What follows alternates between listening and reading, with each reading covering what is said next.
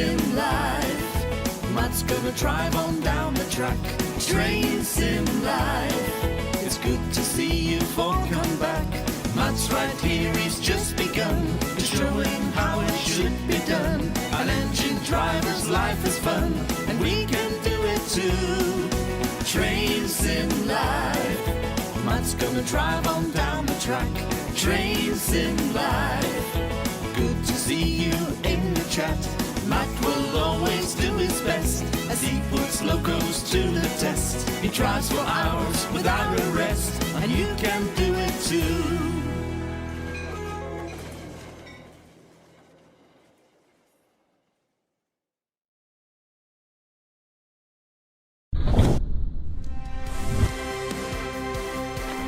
Wait, is this working? I can't hear myself think. Is this working? Nope.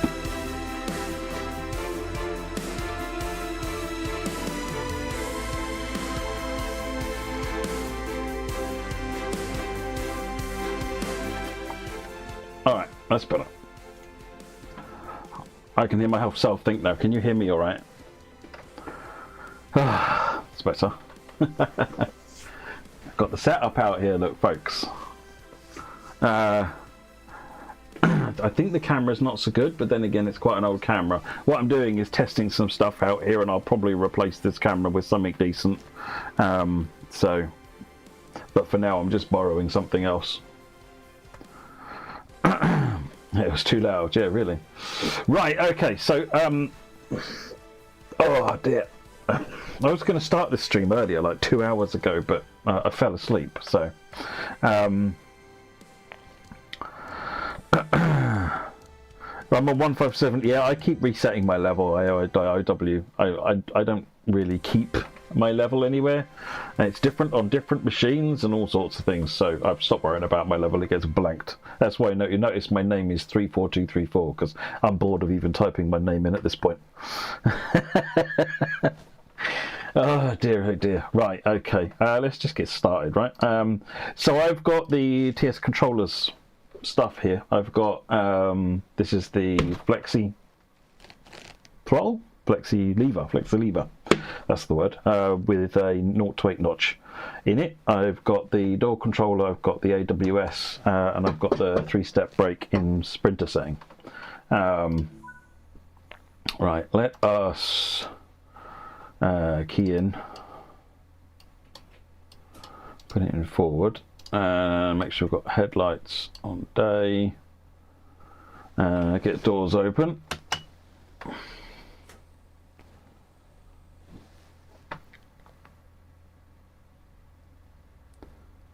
No, there's no perks when you level up.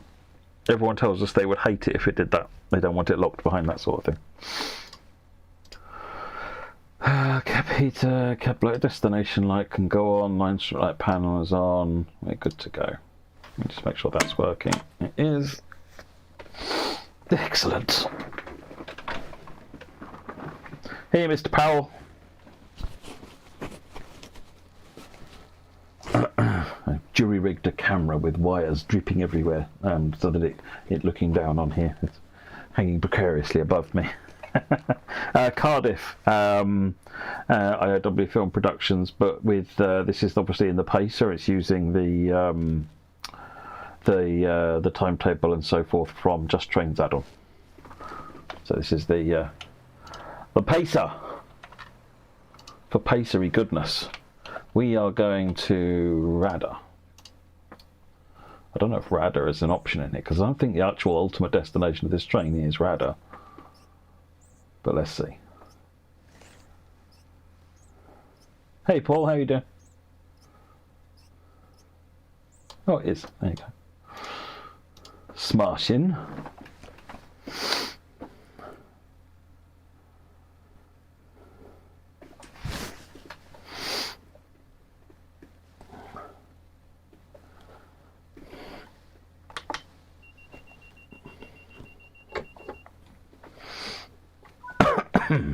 Oh, I should probably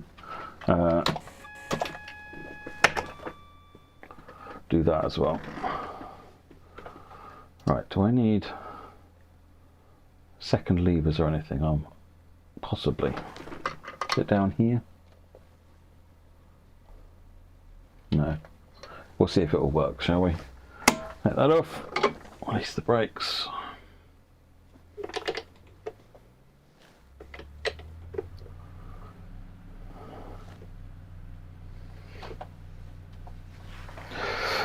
Yeah, these controls are really good. I've been having a lot of fun with them. They've inspired me to drive so much sprinters and pacers and so forth lately because I've got a setup really quite tailored for that. I've also got the Class 66 one over here. Try not to knock too much everywhere.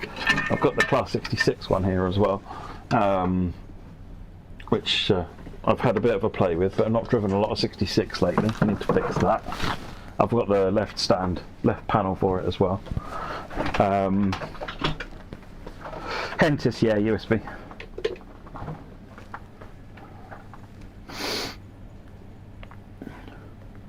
And if you're not aware, folks, TS Controllers has a Discord now. Rob, I don't know if you want to share the link to the Discord. I'm happy for you to do so.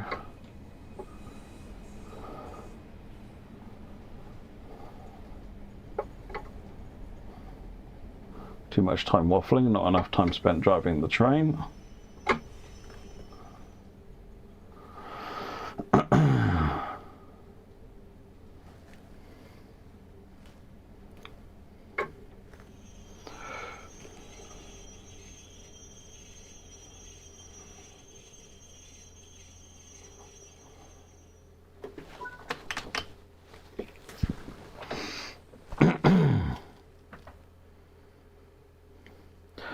It's filled up, I mean, because each of these is on its own USB, and so it's filled up the last 4 ports on the hub that I've got on the table. In fact, I had to free some stuff up. I had a number of things plugged in here which were actually just using power. So I bought one of those mains with a bunch of things on it and I moved 3 or 4 things out because all they want is power. They don't need to be anywhere else. Yeah, it was...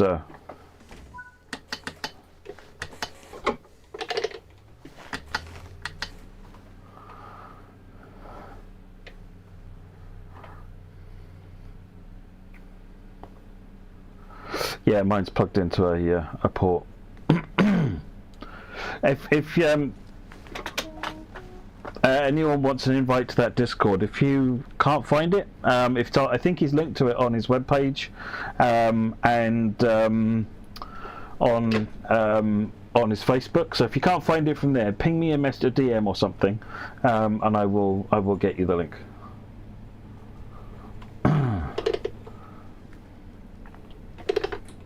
And I think Dan is kind of, he's mentioned to me he's interested in looking at Linux. So, and again, there might be a conversation for you.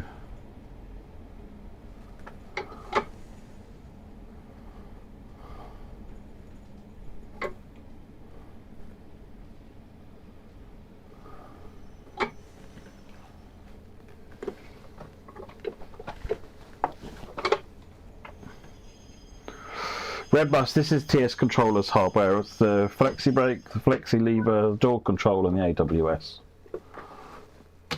There's actually 2 of these levers. They come as a pair, so that you can use them as like HST throttle and brake.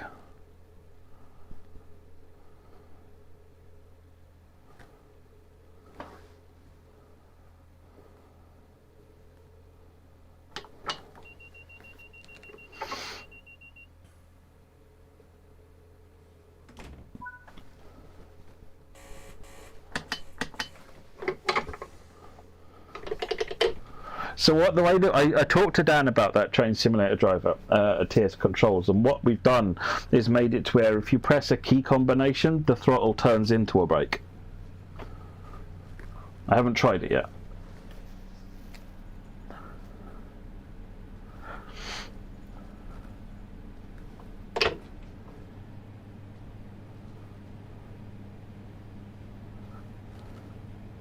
What's really neat with this flexi throttle and where it gets its sort of flexi name from is this bag of goodies. So you can get a. Let me just look at this one. This is a 0 to 7.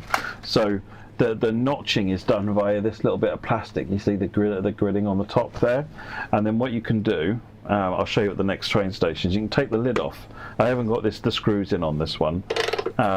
It comes without the screws in it.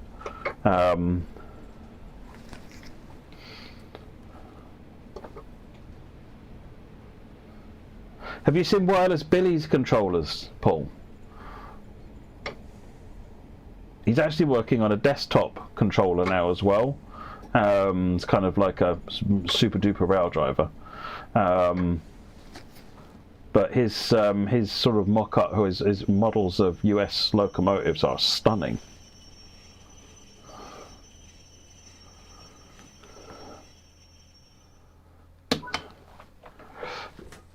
Yeah, so if I just pop this off, you can see, not very well I'm sure down here, but there's this these thumb screws here. You just undo the thumb screws, the thing comes right out, put the other one on, thumb screws back on, put the lid back on, pop the top handle back on, and you're good to go. Really, really good. Very quick and easy.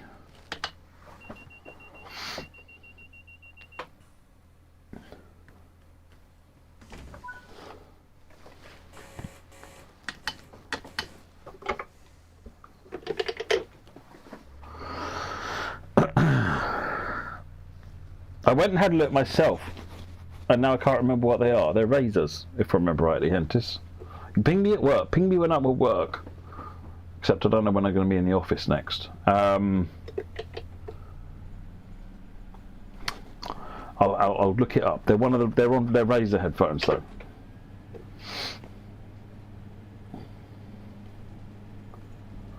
Where are we going to? Thai glass.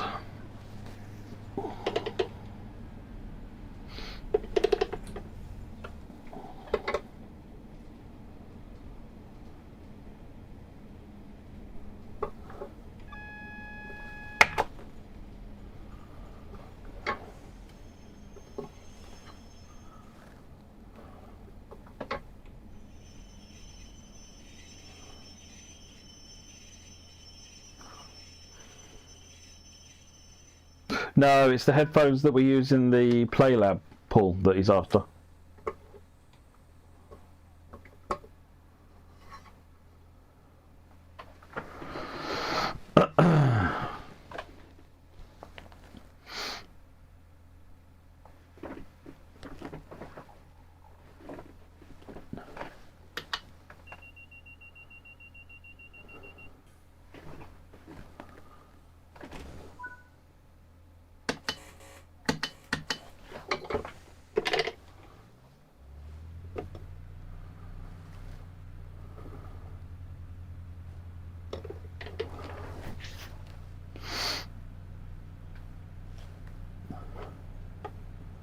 Yeah, what I'll try and do is have a look at on it online and see if I can remind myself which one they are. It's pretty obvious when I look at them, I think.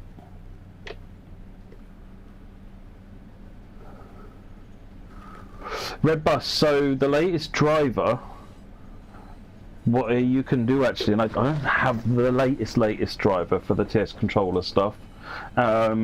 Makes the flexi lever work great with the 86 and 87. I might grab it actually while we're streaming and run a bit of the 86, 87, and actually it's really nice on this. Not perfect because it's not actually a tap controller, but it's still so much better.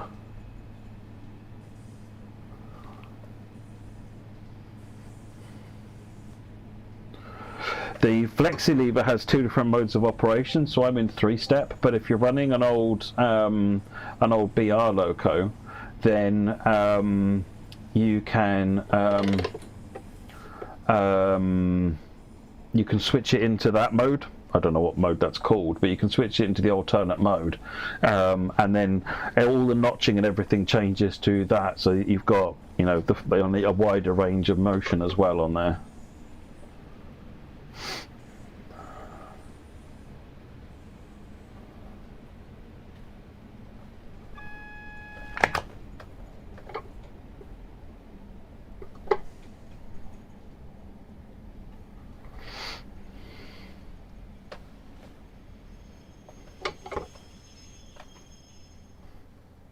No, these controls are only PC at the moment. Yeah, Gnat, unfortunately. There's no way of getting them onto a console.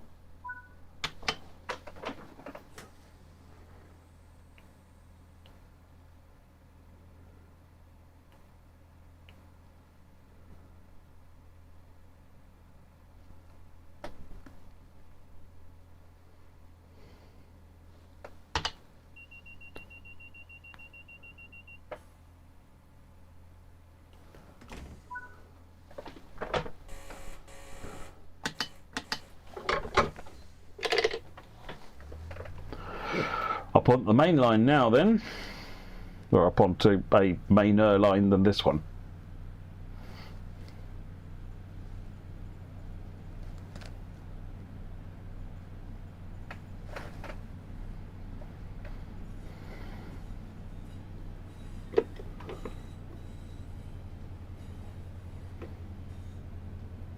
I'm not sure it would work on translating them into controller inputs because there isn't really a one-to-one with how that works. You know, with the controller you are make control go further up, make control go further down, whereas here you want the ability to set it to an absolute value.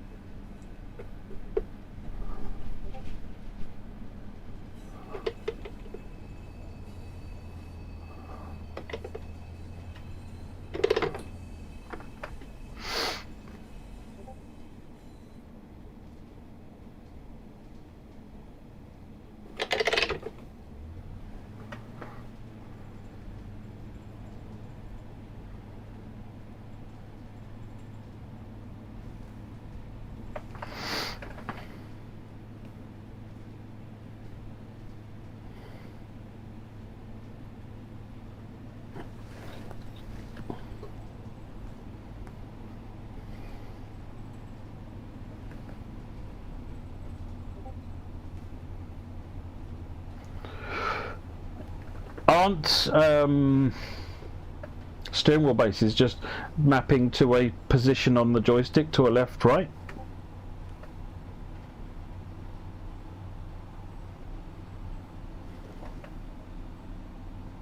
Yeah, it does use the direct API Red Bus. So there's a bit of software which talks to the controls over USB and then does magic and then sends HTTP commands into the game.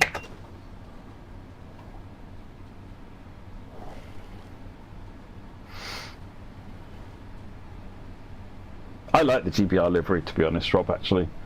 But like all things, it's chalk and cheese for different people.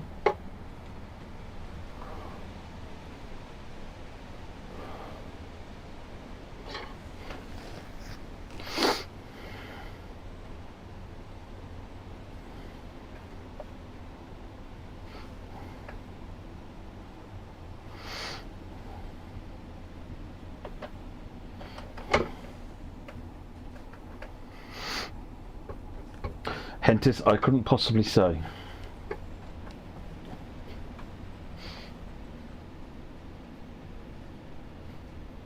I'm quite pleased, you know, chuffed to bits to see all my video, my video I made up on the news channels though. That's quite cool. I'm sure the artist that did the version of the train is quite happy as well. Oh, look at me getting down to 25 well in advance. That never happens.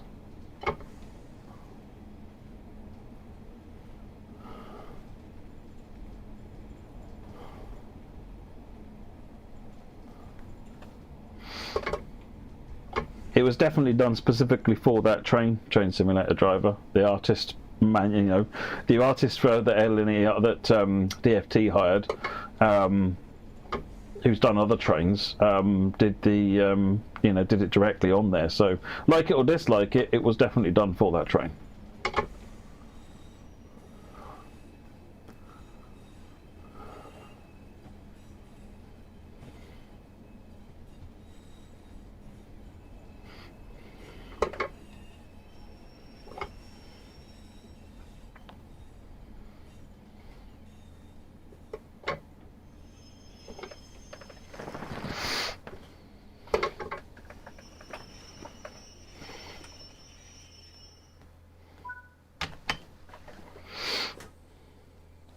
I could definitely assure you it was.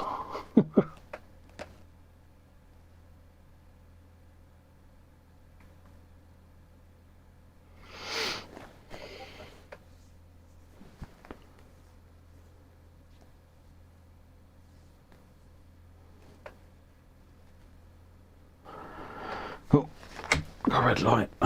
Stick DRA on.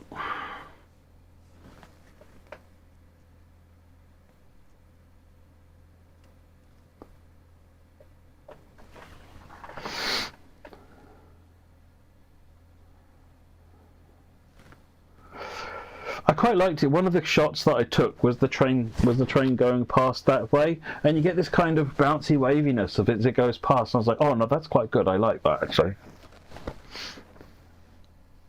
Hey JP.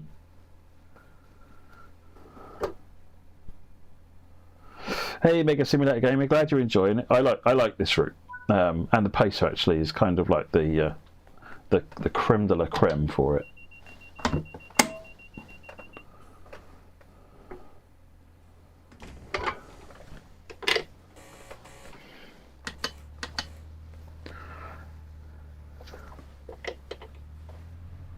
They're not compatible with Linux as far as I know, Pacific Productions, but maybe it's a conversation you can have with TS controllers directly.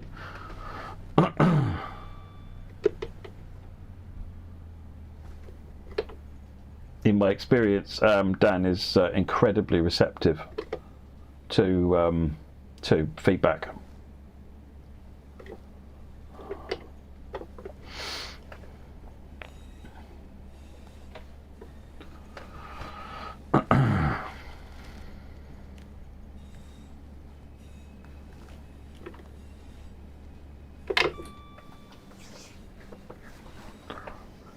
By the way, my desktop looks dirtier than it is. It's actually a map of the world. It's not dirty. It's not. It's just not. It's a map of the world on the entire map. But that's basically what happened to me, Redbus. Especially, I mean, I was kind of like, oh, I really fancy these controllers, and then I went and saw Dan at the Greatest Gathering and had a play with them, and oh my god, they're so good. They feel really nice. The notching is the transformative bit over something like a Raildriver, which doesn't have the notching. It's very, very good. No, I haven't even tried getting one yet, Transporter Raphael. It's one of those things that I keep thinking, should I get one?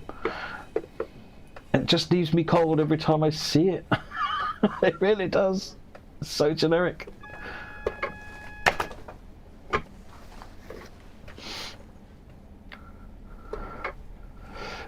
This is the Class 142 X80W from Just Trains, running on the Cardiff route.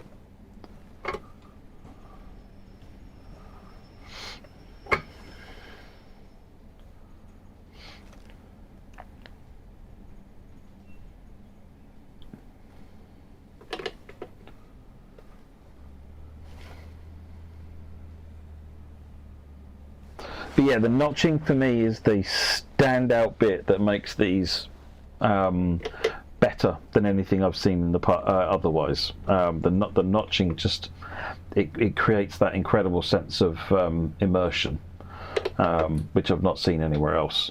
And like I said, you can just swatch. You know, you've got these bits of plastic which are the notching patterns, and you can just swap them out.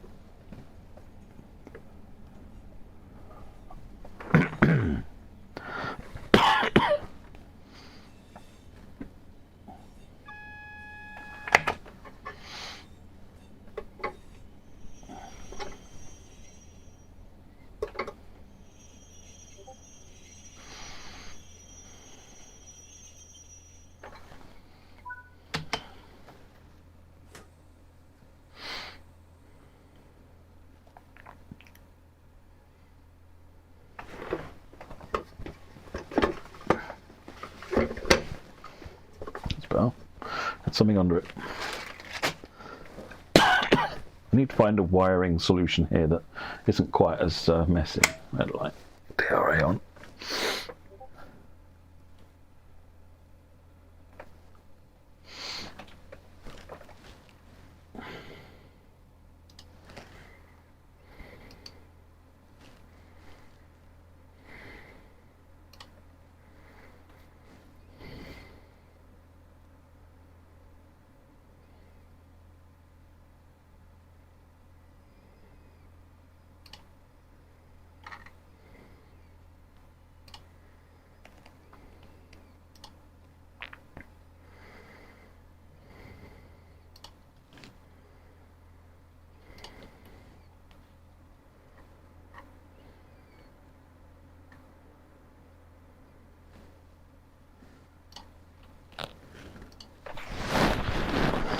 time are we waiting for? Oh, no, 15 seconds. 15 seconds.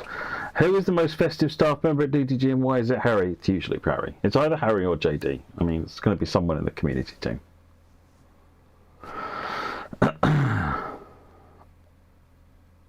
Assign the buttons to other functions. So let me just bring the software over. So on the door panel, you can choose what you want the buttons to do. You can do custom and then you can choose something for it to do. You've got a number of options here and then also custom. So you've got control over that for keyboard. So this doesn't use the API, this is the door panel. The other thing you've got is this TSW weather thing. It's got this interface into the weather now, so that you can just make it rain all of a sudden in your game, which I think is really cool. Bit of cloud. The DSD pedal is something that will just plug in and you can make it drive, so you don't have to buy an extra. You have to buy hardware for it, obviously, but it's just normal. You can buy these from anywhere and it'll plug in. There's a bunch of compatible pedals here that you can look at, and then there's some other stuff. Oh, got lock doors.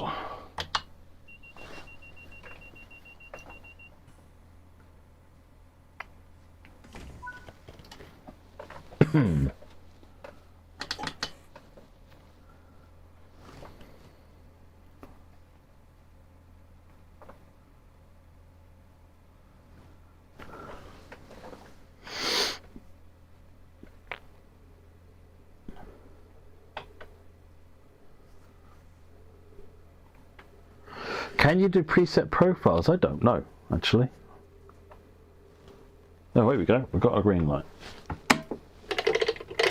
No, let's try taking the brakes off first. Right, off to Radar.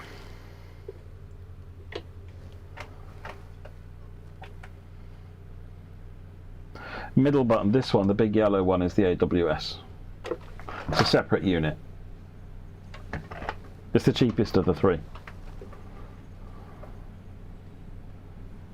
Yeah, DRA is actually really spot on. I've got a DRA from a Pacer, and the button is absolutely spot on to the real thing.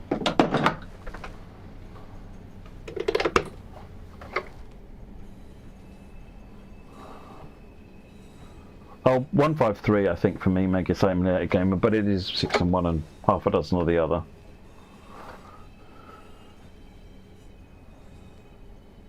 Yeah, the SimHogger from Wireless Billy looks really good. I've been talking with him and I shared him the API document as soon as I got it written. So I know he's been having some good success with getting the stuff working. I've seen some good videos from him, so.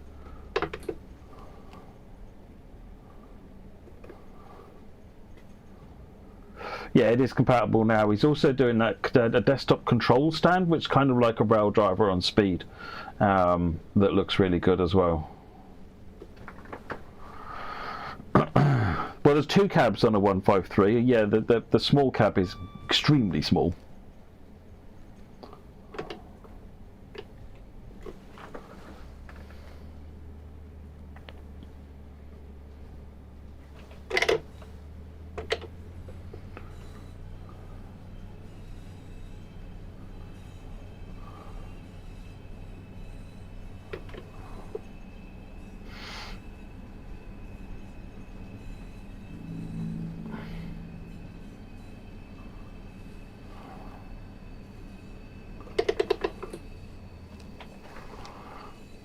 Dog box hype.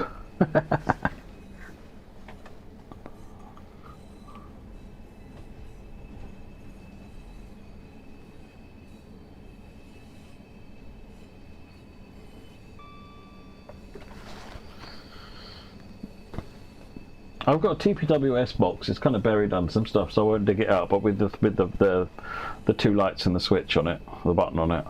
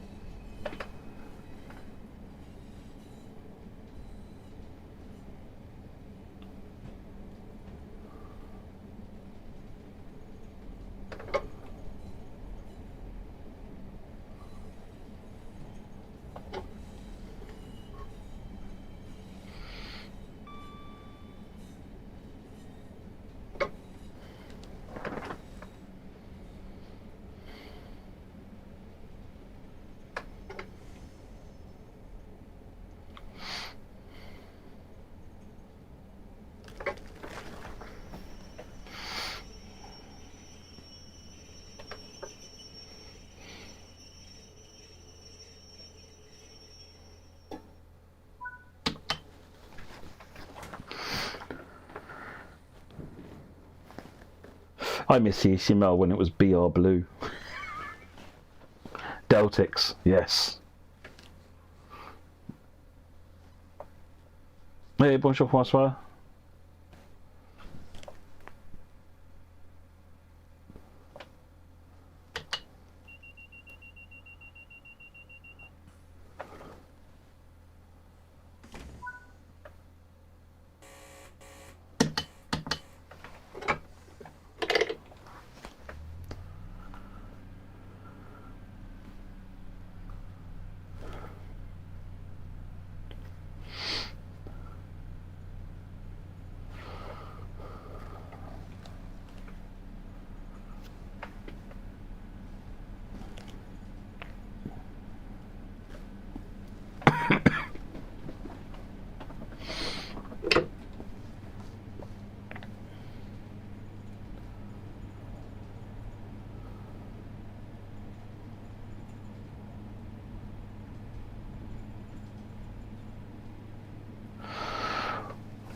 Wongron Park.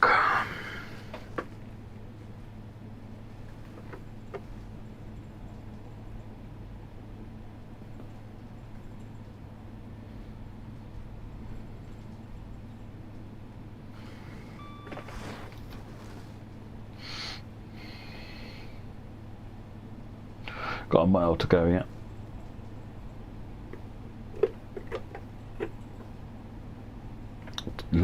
Terralyn, love you can get Percy or more from Thomas series. What are your favourite trains from Thomas then? Is it Percy? What else?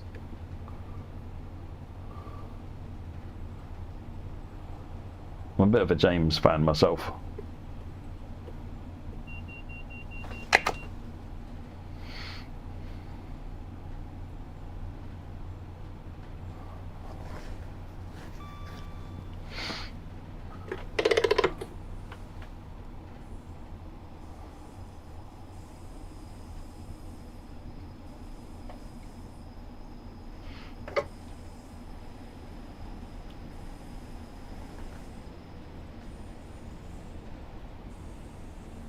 Genuinely don't know, Rob. I feel like I should, but I don't. Percy, Toby, Thomas and Duck. Oh yeah, Duck's cool.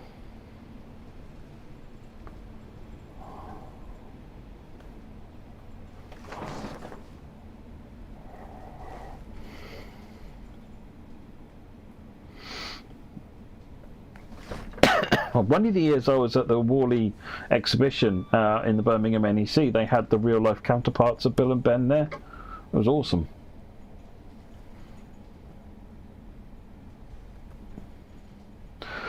It would obviously be a Western of some sort, Rob, yeah.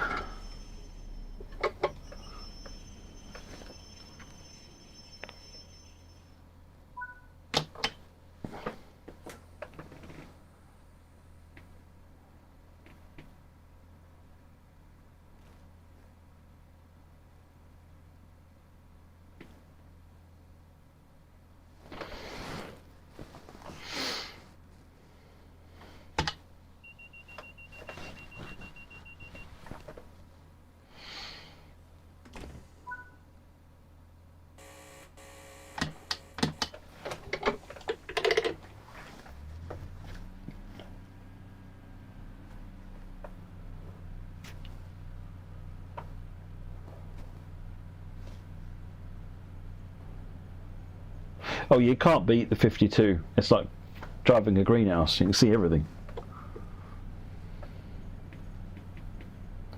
Amaze Taze, you can't complete a route without the game crashing. What have you tried that on so far, Amaze Taze, and what platform are you on? See you later, Pacific Productions.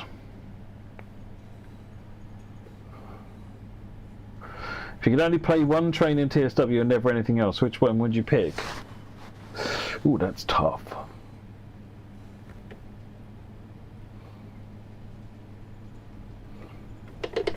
Probably the 395.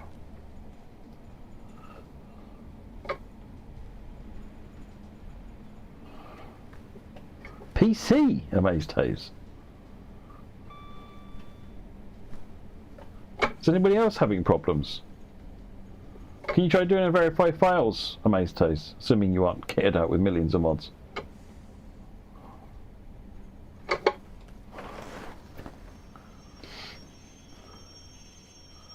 I'm not hearing of anybody else crashing. I'm using the public build, so we'll see what it does. What routes, Amaze Toes?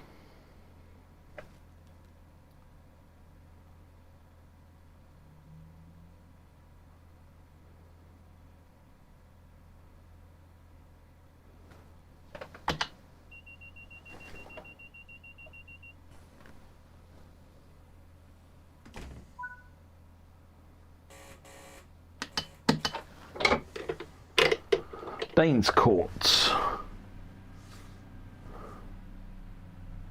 Charles Peters, Pete's Marisburg Ladysmith. You can ask away. I'm not sure how much I can help.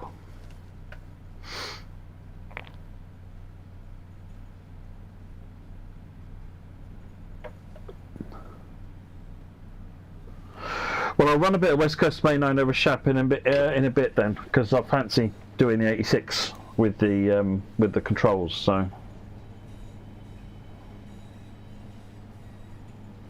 Oh, I think the third-party developer only ever made the 6C1, if I remember rightly. I don't know if anybody's made any more South African content. But that's TS Classic, and I haven't even booted TS Classic in years, I'll be honest.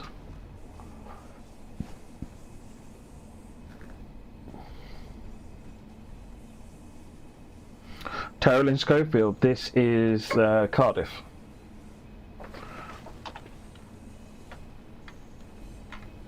Cardiff is there.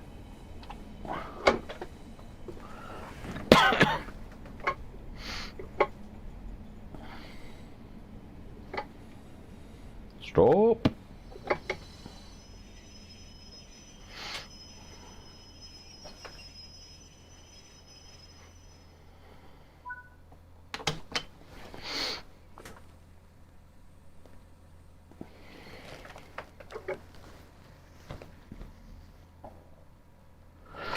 I am going to have to go and get the other driver downloaded so I can use the 86 properly.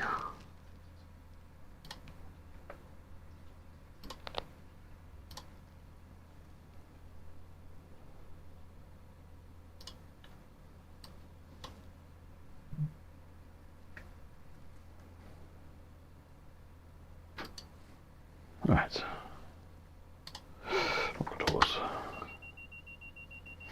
Yeah, Luke's all about Pacer.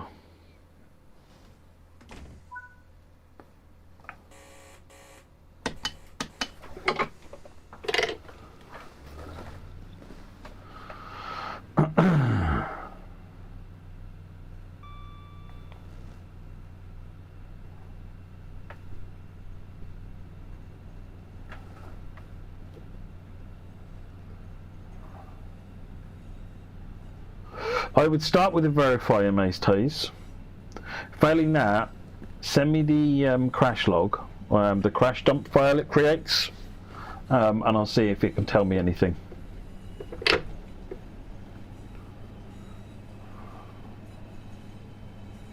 Hey DRO, Arroyo, thank you, glad you're enjoying.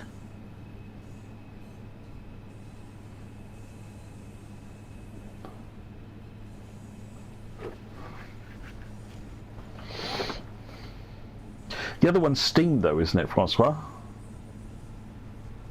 If I remember rightly.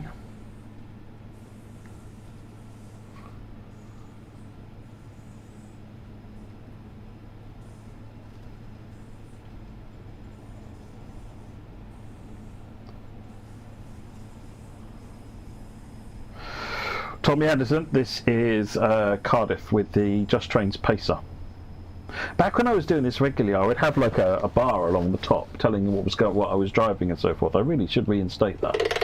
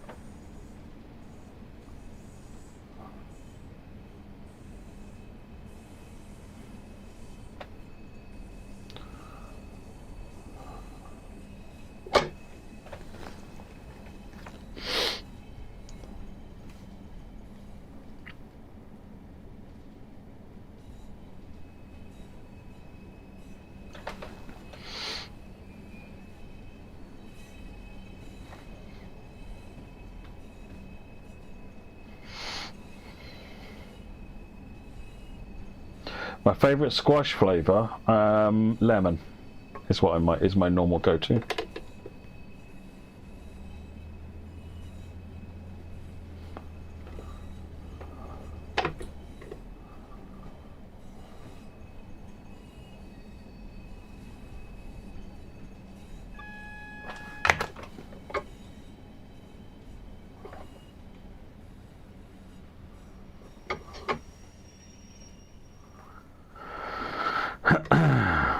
Oh, the hardware is fantastic on my stage, it really is. And Dan's done a really, really good job of integrating with the API as well.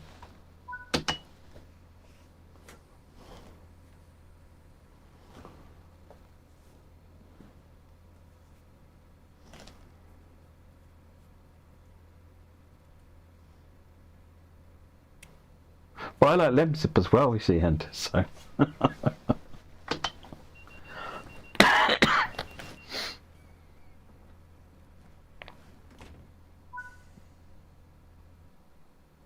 I think a bit of buyer's remorse is fairly natural, Rob, because it's not cheap kit. I would never say it's expensive. I think the value proposition is very good. Actually, it's very. This is solid stuff. This is quite a heavy box, and the controls feel really solid. And again, you got the flexibility on this one that you can just pop the top off and change the notching pattern on it really quickly and easily. So. Just a hillbilly. If you Google TS controllers, then you should be able to find them. This is their software. Yeah, you want tscontrollers.com. There it is. And then you can look at their range of hardware. They're doing a new version of what they call the Power Break controller, the BBC. Yeah. Let me bring up the website. Hang on. Yeah, this is their website. So you've got AWS door panel, flexi brake, the throttle stack. So this is the 66 setup. I've got that as well. There's this new version of the flexi brake as well they're doing. This is the new PVC Pro, which just looks incredible and it feels really good. I had to play with it at the Greatest Gathering. So yeah, lots of stuff. But you can get more details on their site. Utanika Chujo, that was it. Right, okay, let me just shut the software down and get this new version installed.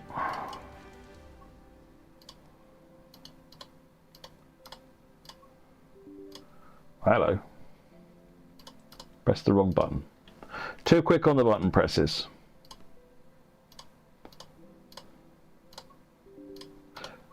That's better. Nearly pressed the wrong button again. README file. I never read README files.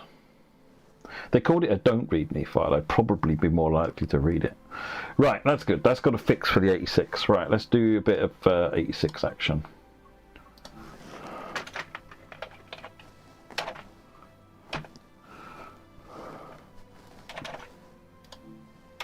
That's not called SHAP in the UI, is it? No, Preston Carlisle. There it is.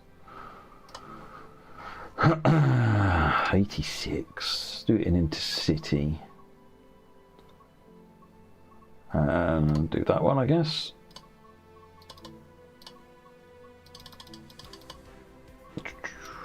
Put a bit of cloud on, put some wind on. Let's get going. Right, so you need to push this lever down to switch it into the other brake mode.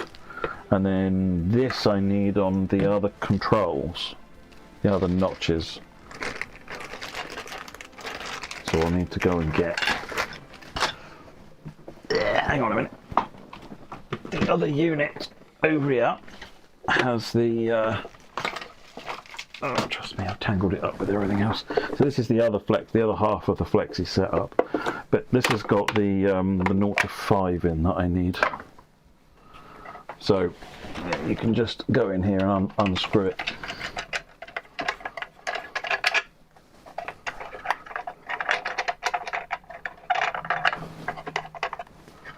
Holding too many things in my hand.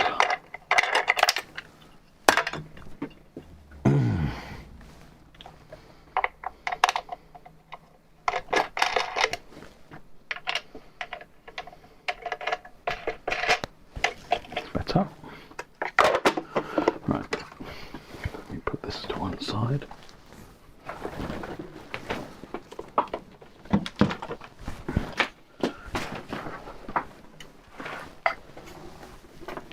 Right, put 0 to 5 in here. I'm told that's the right one for this.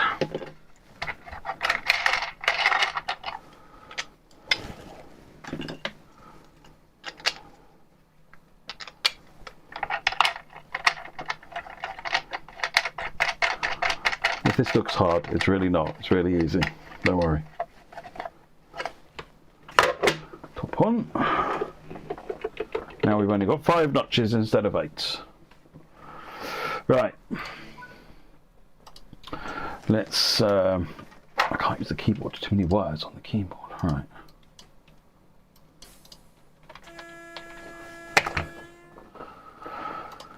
That one. Put it in forward. Open the doors.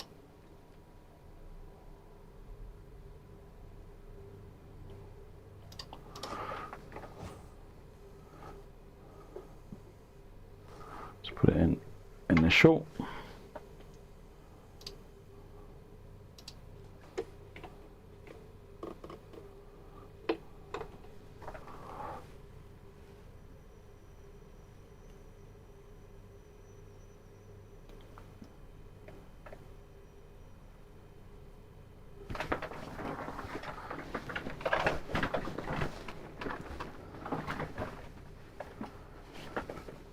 Don't forget the DSD fuse too.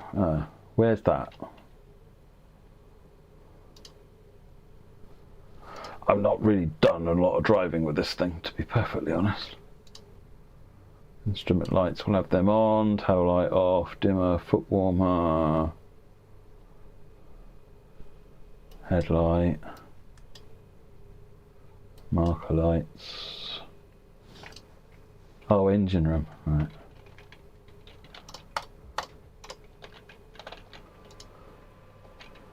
Gotta find it now. It's in here somewhere, isn't it? I remember now.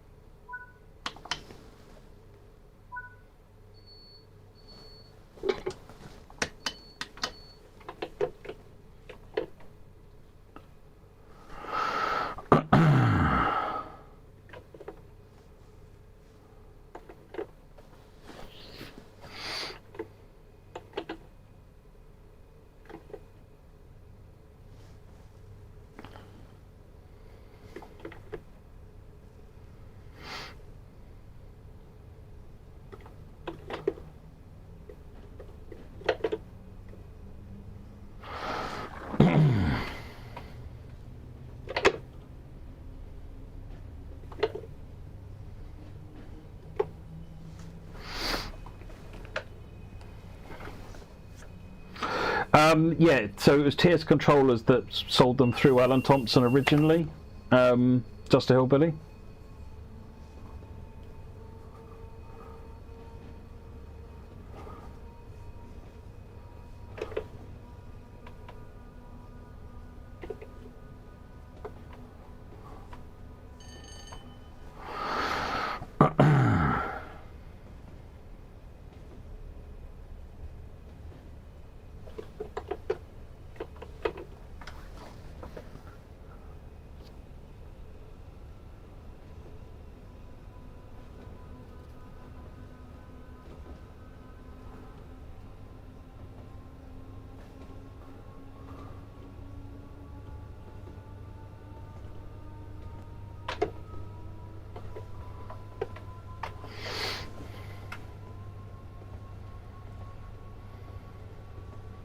I did, Cabepe. I haven't had a chance to have a look yet, but I did receive it. Yes, thank you.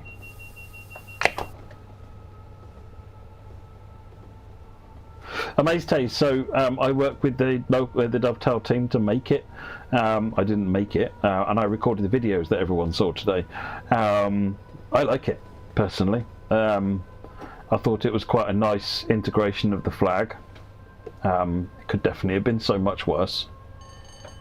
So I think, like anything, there's chalk and cheese, isn't there? It's different strokes for different folks, but I quite like it. I quite like it.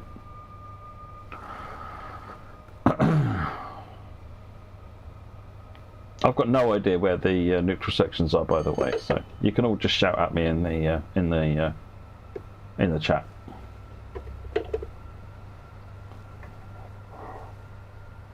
Yeah, as you can see, Red Bus works great on the 86.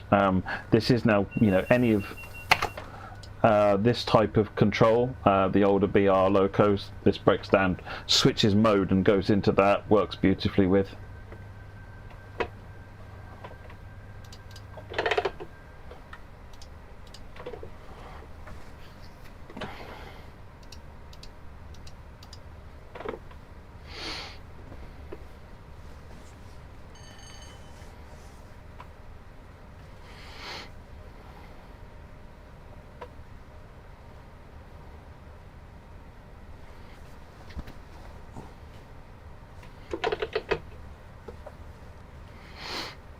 Hey, Reese.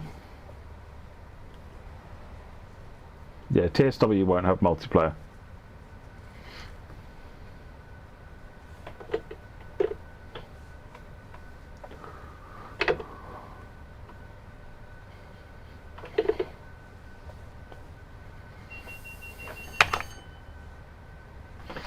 "13 miles before Lancaster, thank you."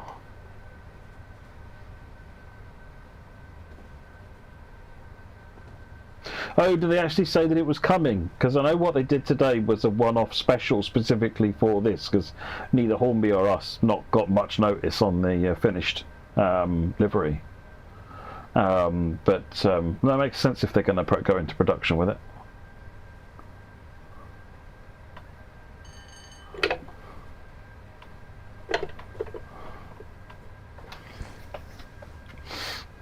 £600, that sounds about right. For the normal price of things these days, it's one of the reasons that, as much as I love model railways, I don't really spend any money on them anymore.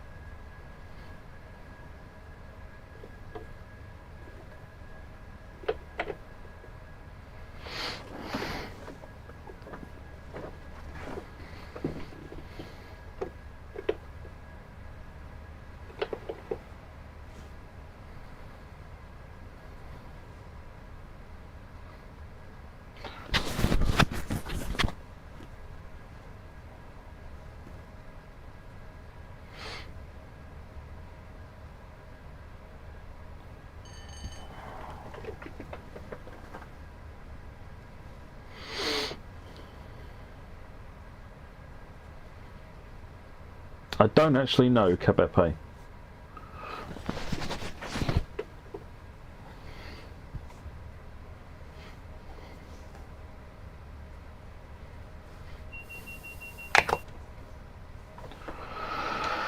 Right, we're almost at the zone here.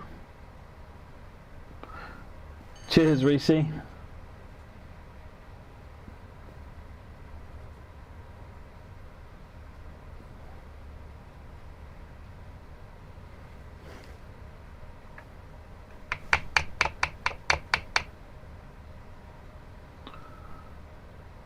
I swear these buttons are so nice to press. So they scratch them into a brain itch.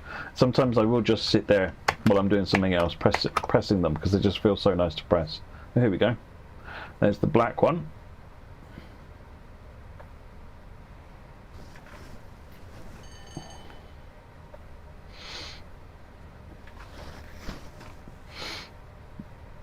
Hey Eddie, how you doing?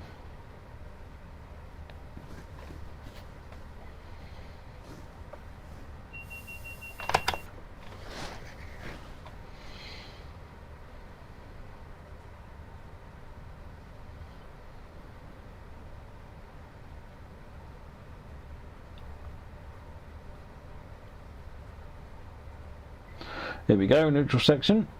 Power off, on, off, on.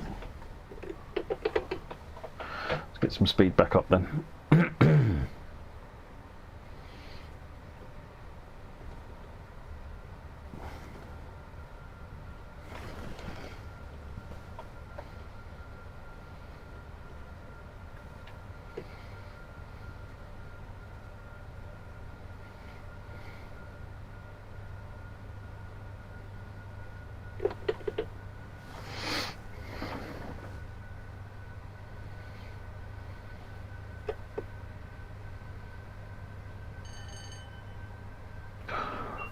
Has to be said, this is beautifully drivable now. It's so good. I like the tap changes, and having a physical control makes it so much easier.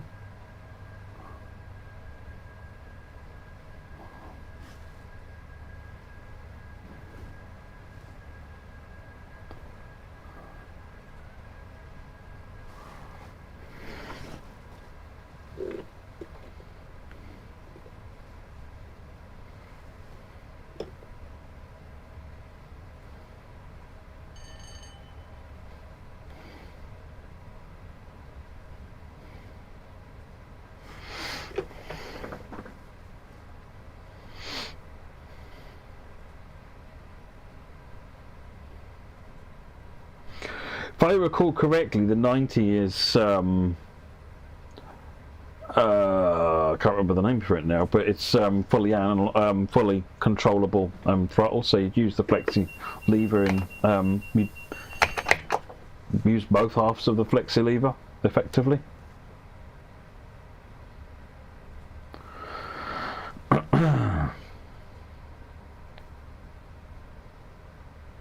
Oh, it's just spending money at Mainstays. With my kids at university, it's there've been other priorities. So, but I decided to treat myself, and I've got to say, going to the Greatest Gathering definitely pushed me over the edge.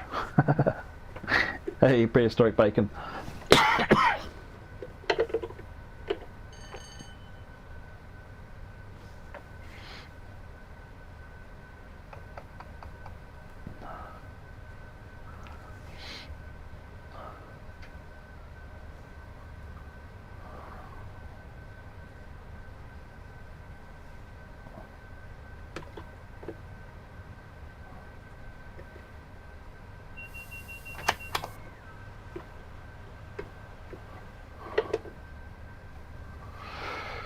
Notch up 2 or 3 and get a little bit of power on, just edge it up to that 100.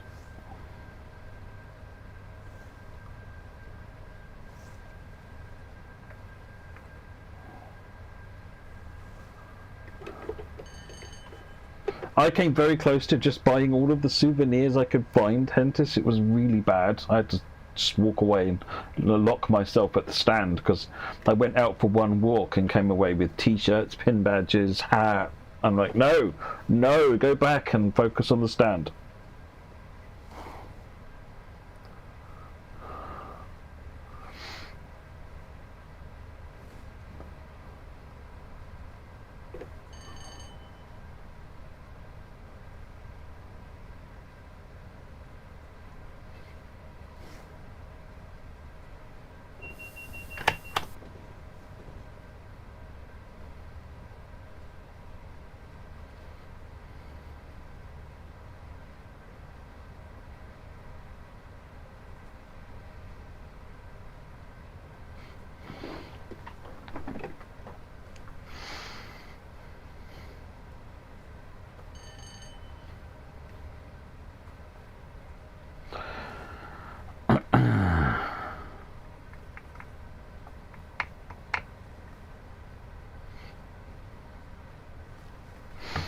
Yeah, shows like Ali Pali are not good for not good for the bank account, not at all.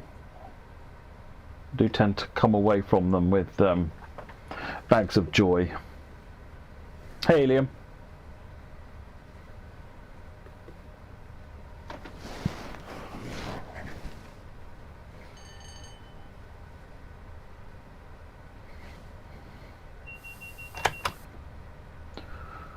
Even the food you had to be a little bit careful with, Rob. You know, typical show prices.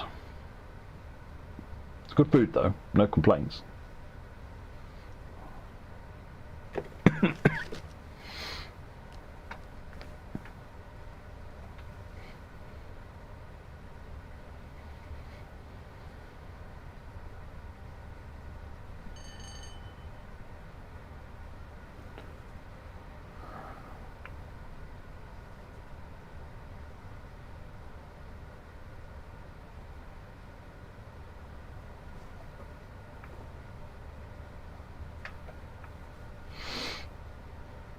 My dad's got a Class 52 00 gauge, Rob, weathered, with sound set up on it as well. It's chef's kiss.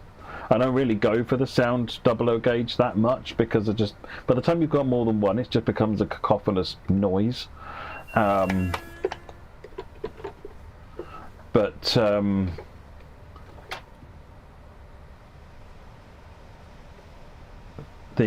This one is just beautiful.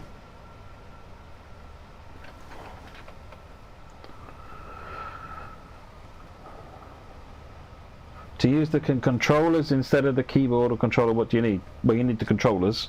You install the software, which is this bit, and that's it.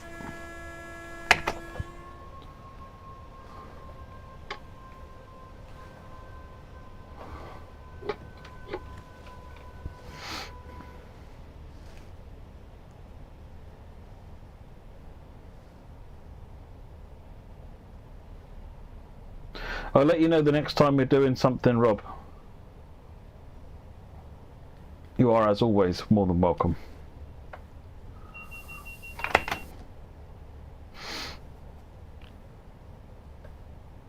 My favourite thing about driving the 86, I've always liked the tapping controller.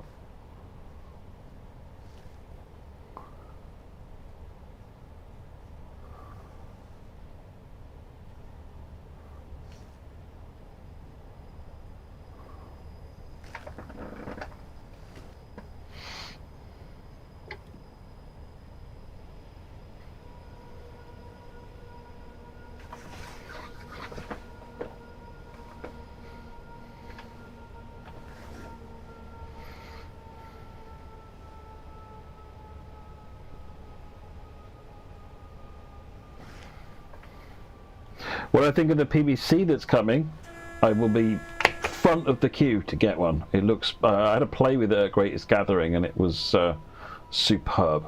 And I gather it's had some tweaks and improvements even since then, so super hyped. It turns out I drive, since getting these I've realised how many trains I drive require a PBC.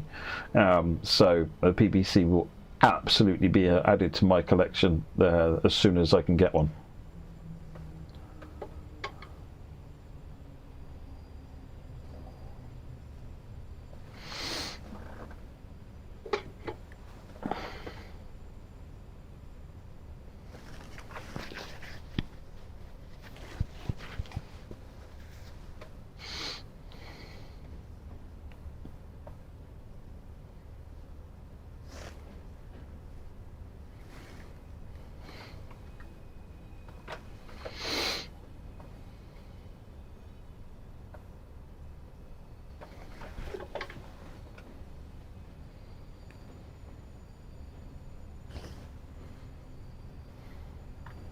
I believe so, most days, yeah.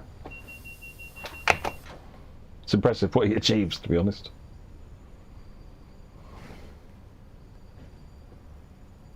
Does that mean you can replace the keyboard?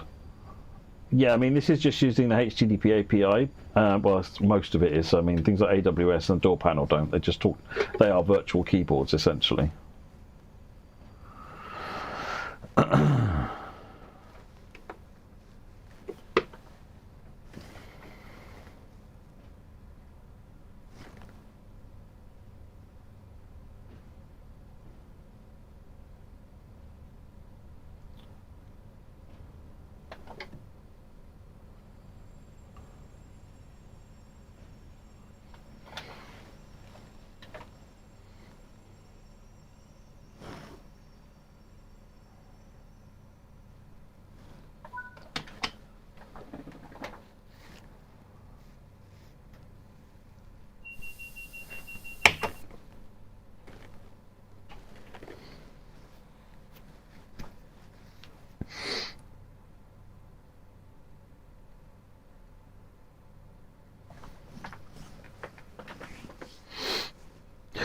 The other thing is, Liam, you don't have to buy all of it at once. They're all separate modules. So, you know, a good one to start off with actually is this door box. Or if you want to go even cheaper, the AWS button. The Flexi Lever pair is another set that you can buy. The Flexi Brake is another set. You can just build it up over time, you know, as you save up money for it. You don't have to get it all at once.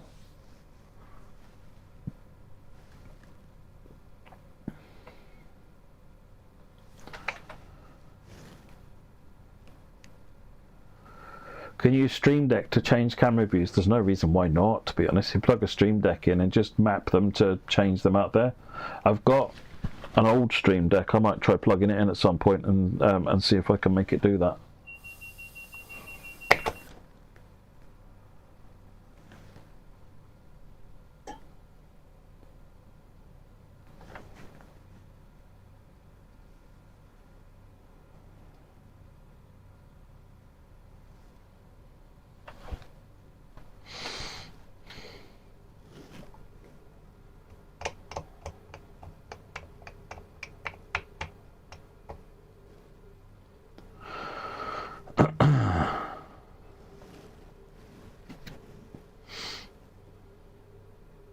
Stream Deck works flawlessly with TS. It makes sense. No reason why it wouldn't, to be honest.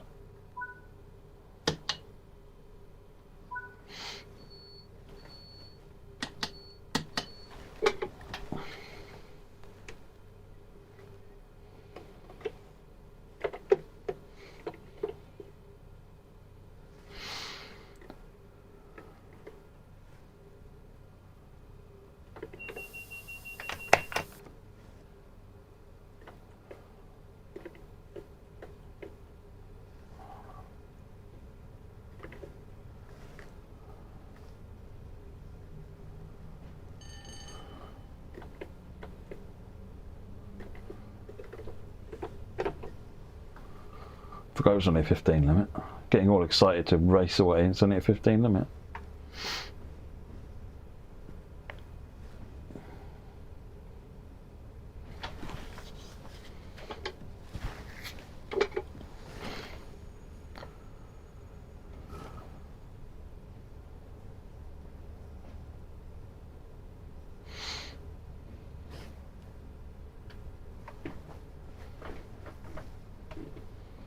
On the German controls, by the way, I'm not aware of Dan having any plans to look at building German controls, but what I think he is looking at doing is expanding support for the German trains to be more consistent.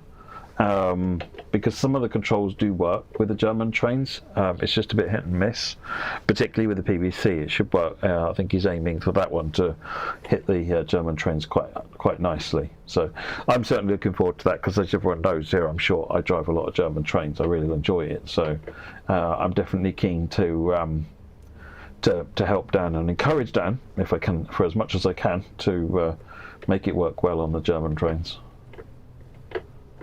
That'd be the pièce de résistance, I think, if I could run it across all the different types of trains. It'd be brilliant.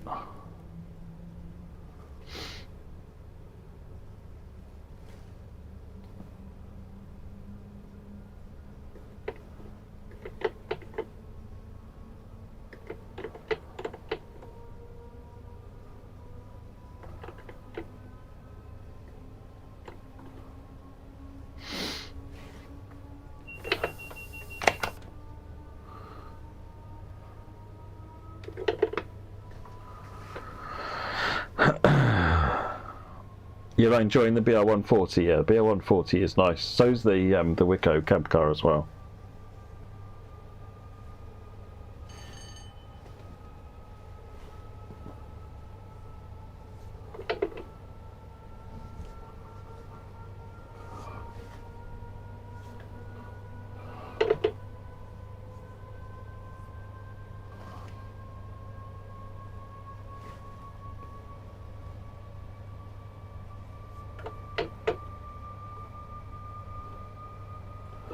That's it, full power.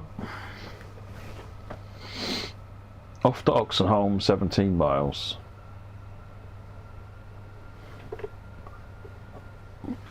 There's the black board of neutral section doom. So we'll let it run down. PBC means power brake controller, so it's like a single combined hand Francois, which is the when you've got a throttle on one bit and brake on the other bit, like a 375 or a Javelin or countless trains, to be honest.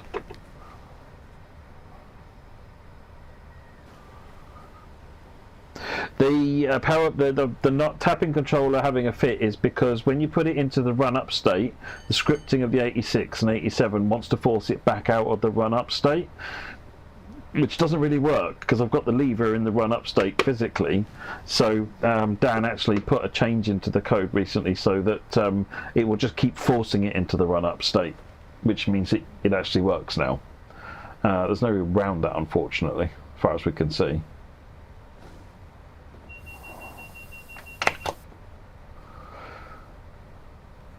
Whiteboard, anybody? There we go. Coming up? No.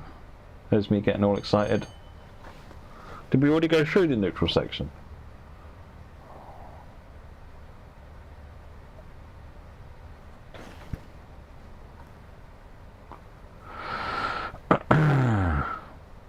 Alan Butler, I'm using the 0 to 5 notch stand on this thing.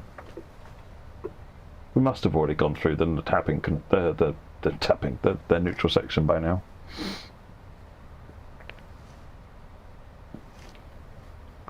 I heard it went very well today in London with the DFT.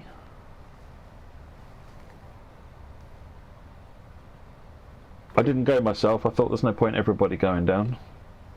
Joe did a brilliant job looking after the stand. Peak Forest 104. It's no longer. I mean, I don't think it's a completely dead project, but I know that the developer has other things on their mind outside of Train Sim, I think. So that was why community team took it off of the roadmap, because we don't know when or if it's going to come at this point.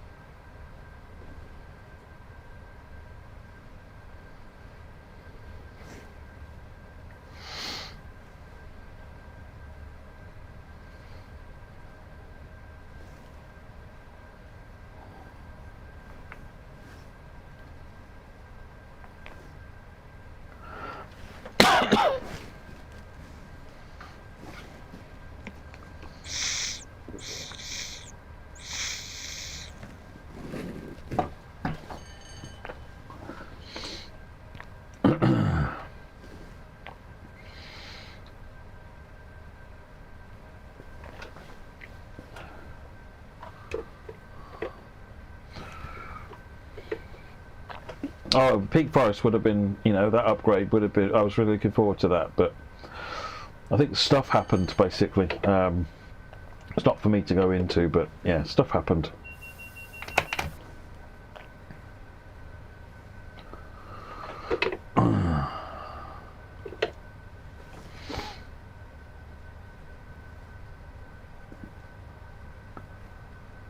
Mark Murray, no, these only work on PC, certainly at the moment.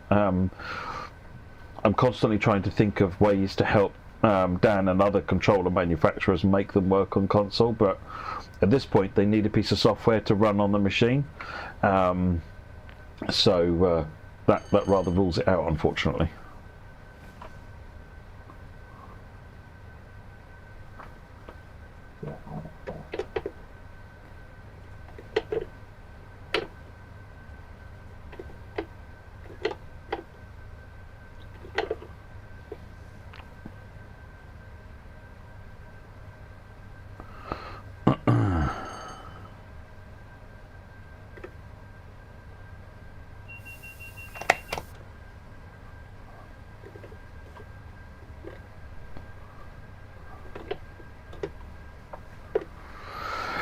Snoobon, no, I've got no engineering tweaks on here.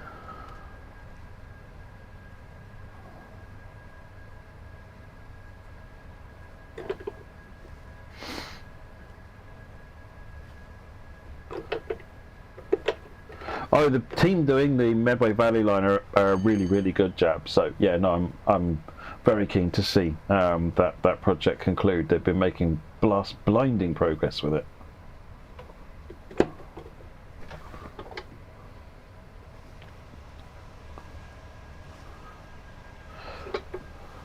I don't know what the regulations are for hardware like that, Hentis. I suspect they might be. I don't know though. Like I said, I really don't know anything about controller hardware.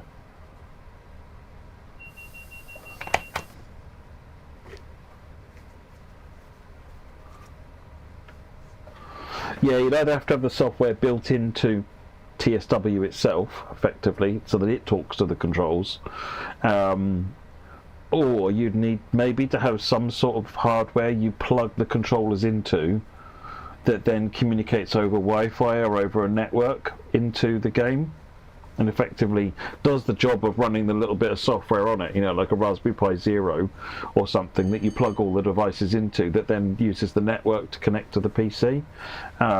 Something along those lines. I don't know. It's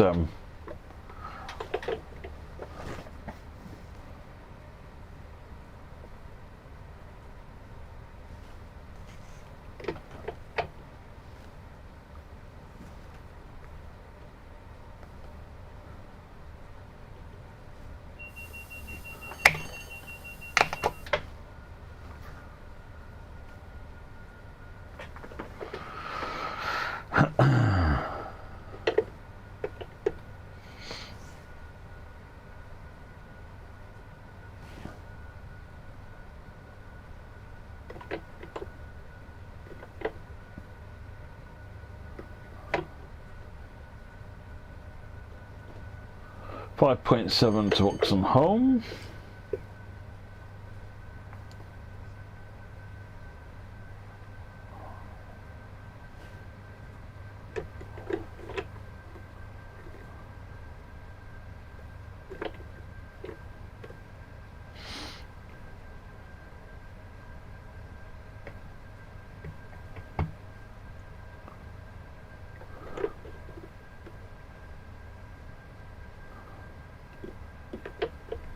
Ooh, buggy. Middleware. Effectively, the interface software is a kind of middleware, yeah. Because it's in the middle between two things. But I'm talking about a piece of hardware, essentially, which is not quite the same as middleware.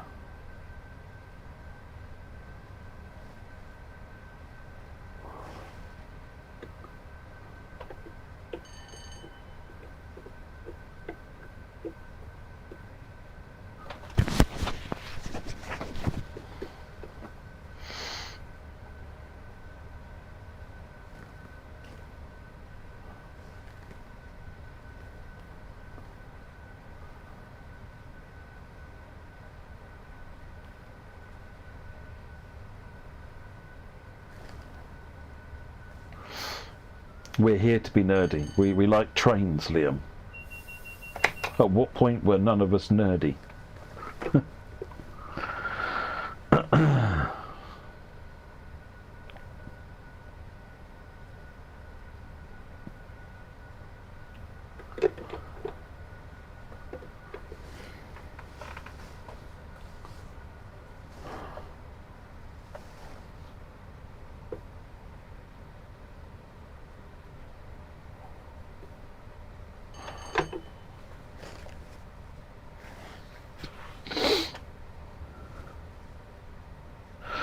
You're right, Cavepe. There's the blackboard. I've already run down though, so we're all good.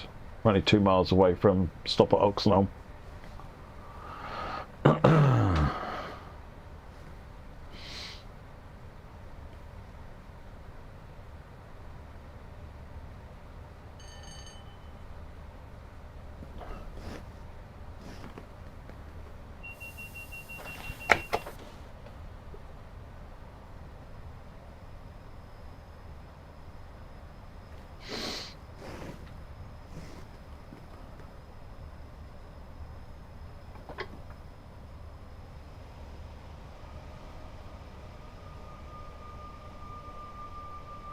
Neutral section.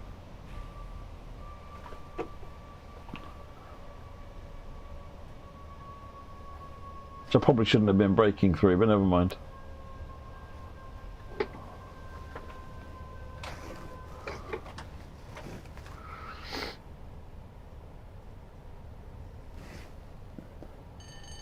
I don't think the Firefly team are in and around the area. I think it's more that it was a pint-sized project, which is, you know, it's a good one to get going. That's meaningful, but also not enormous, because they're not a huge team.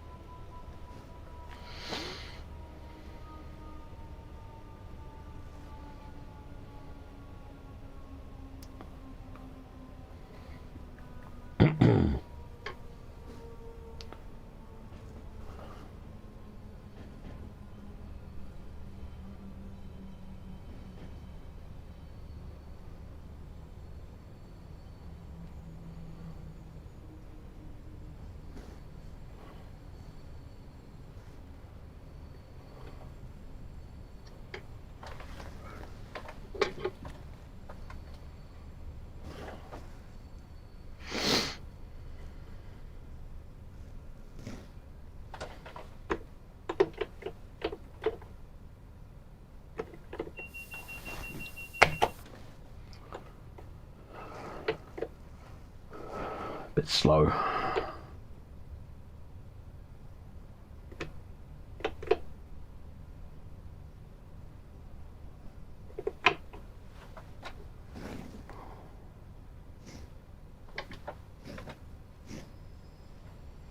Hey there, Mr. Tintin, how are you?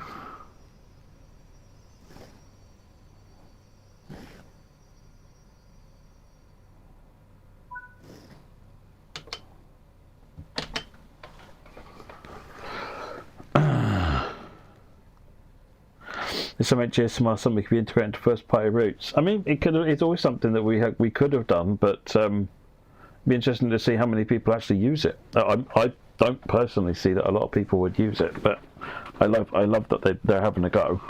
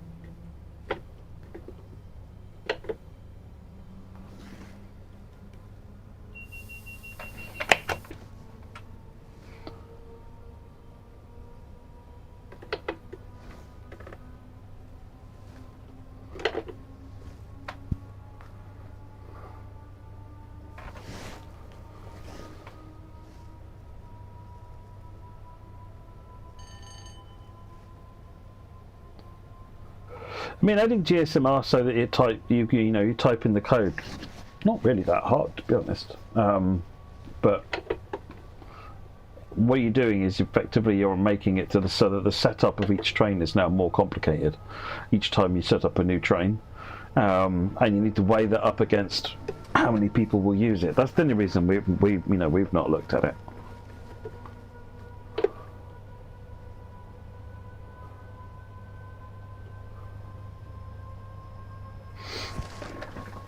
I'm definitely interested to see how it goes, and maybe we'll be proved wrong.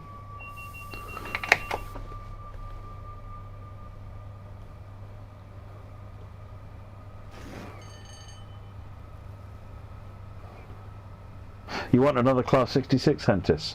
I think that's a really good idea.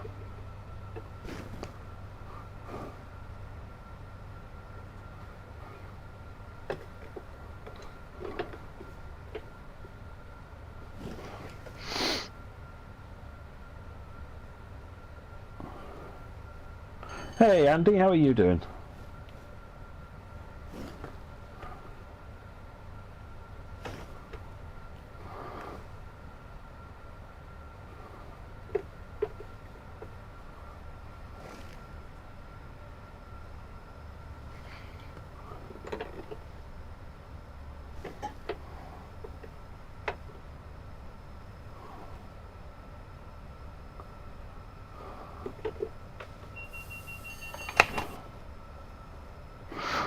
The Diamonda. See, the problem is that it's a bit of a quandary in that in order to do the Freightliner 66, we'd really need to make modifications to it. One of the things that the third-party developers that have done other 66s have not done is the appropriate customizations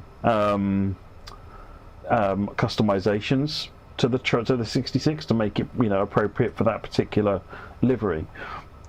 If I was going to do another 66, say in GBRF or in Freightliner, that would need to be done. The problem is the 66 model is so old now that in order to be able to make those, to do that, you'd almost need to start again. So effectively, I would need to spend the resources to make a brand new loco to make a new 66, when I could spend those resources to make something actually new. And it's like, I don't think anyone would thank us for one less new loco and a brand new version of a 66. It's difficult because part of me would like a really high, an expert 66. Yeah, most times an expert 66. It's just like that would be really cool, freshly built. But would people prefer anything else?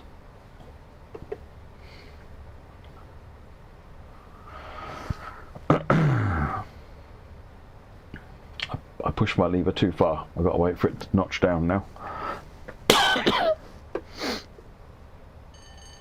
Thanks, Mark Murray.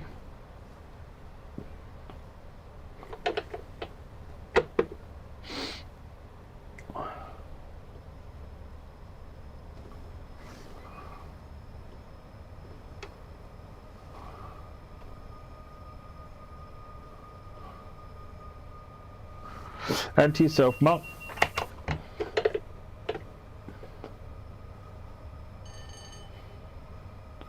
Got a drop to 80 coming up.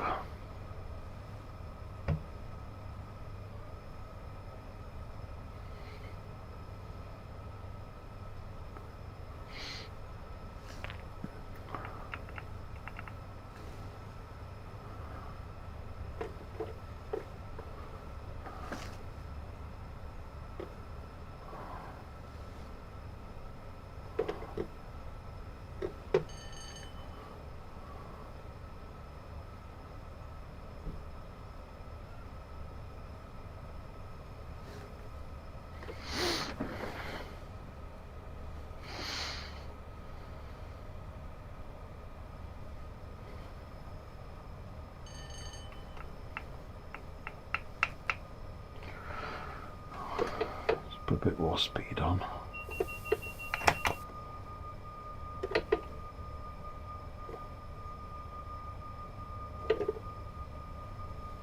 Bouncy bit of track this.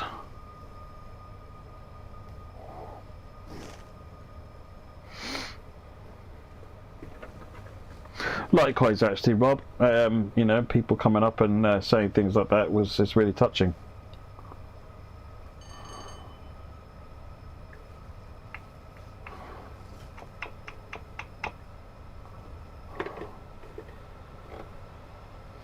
Gone from not going fast enough to going too fast. Because we're going downhill now. Not on these hilly routes.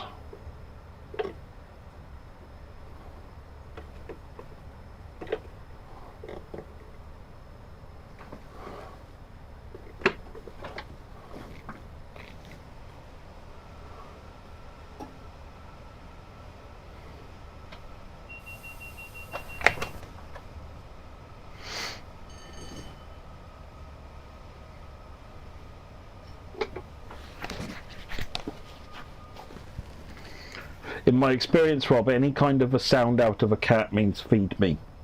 This is generally what you know. This is my interpretation of my cat's behaviour. Some variation on that, like, why haven't you fed me? Obviously you're about to feed me now. Why is there no food in my bowl? I notice there's no food in my bowl. I see you're heading to the kitchen, obviously to feed me. You know, this is generally the interpretation.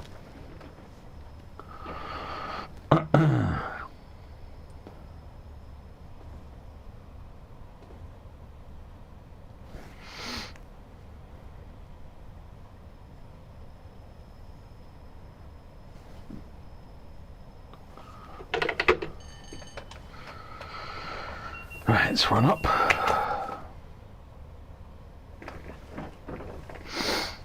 No, Moggy kind of disconnected from the internet as a whole, to be honest, Tintin. I think he was having a lot of tech problems.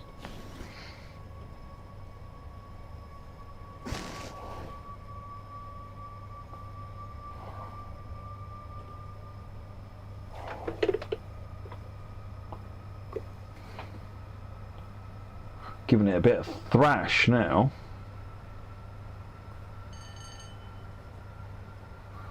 Just in time for that 100. There we go.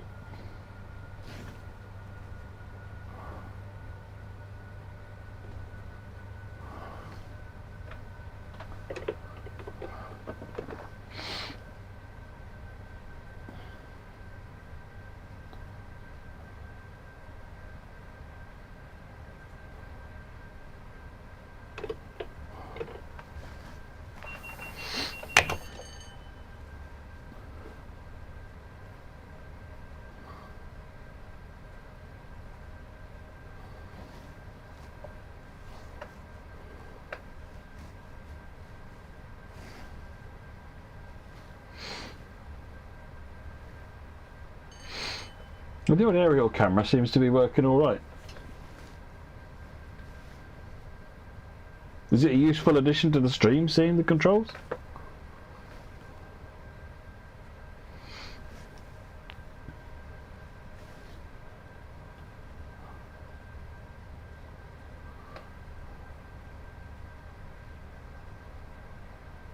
Oh, 105. Ooh.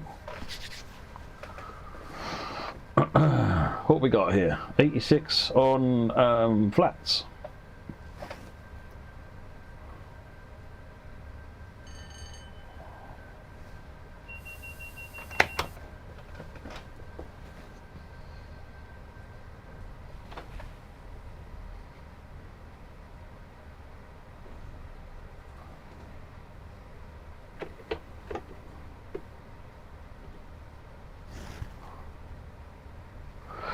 Andy, these are from TS Controllers, tscontrollers.com.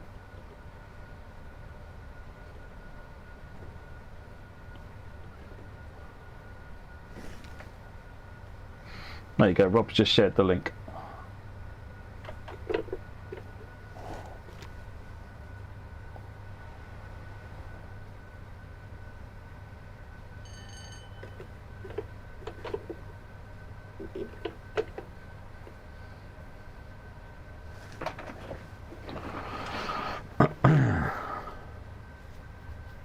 Level of immersion times 10,000 has to be said. It's brilliant, absolutely brilliant. Dan at TS Controllers has just released, in the last couple of days, released 2 or 3 successive updates to the software to make it work properly on the 86 and 87. It's chef's kiss now. It's really good.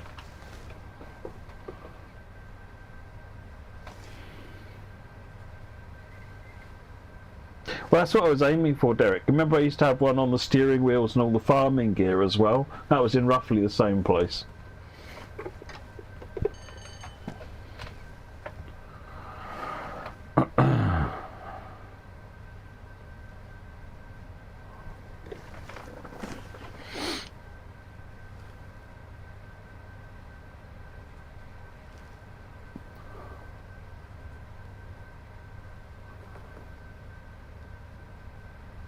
Oh, did I miss the black board, Cabepe? Is there one coming up?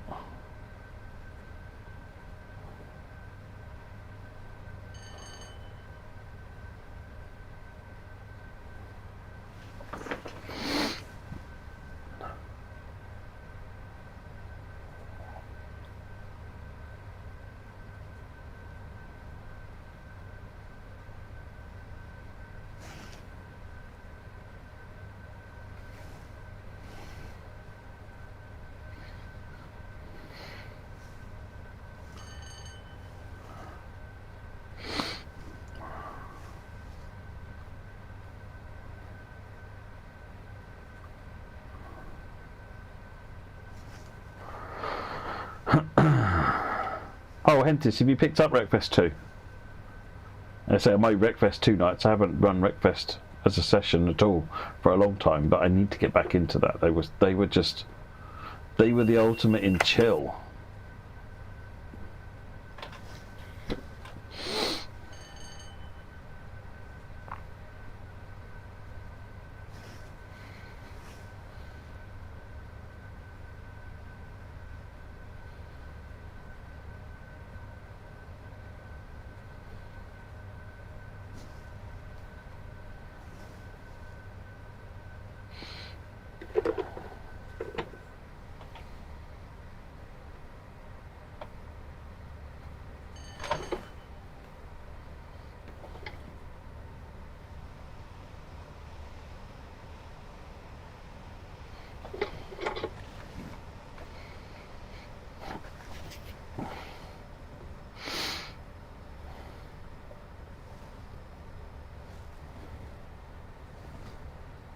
I think my original Wreckfest was heavily modded.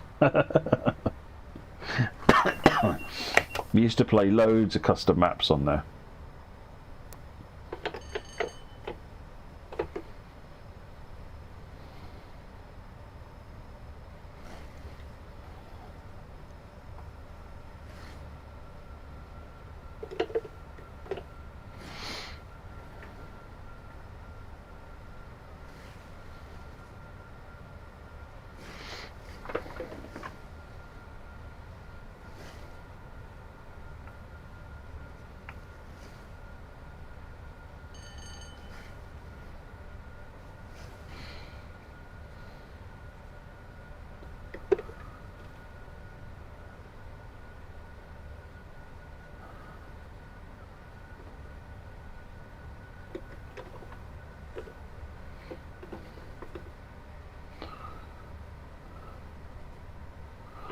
Power off a little bit, now we're going down gradient. That's what let it up. Hello. That's what let it off entirely.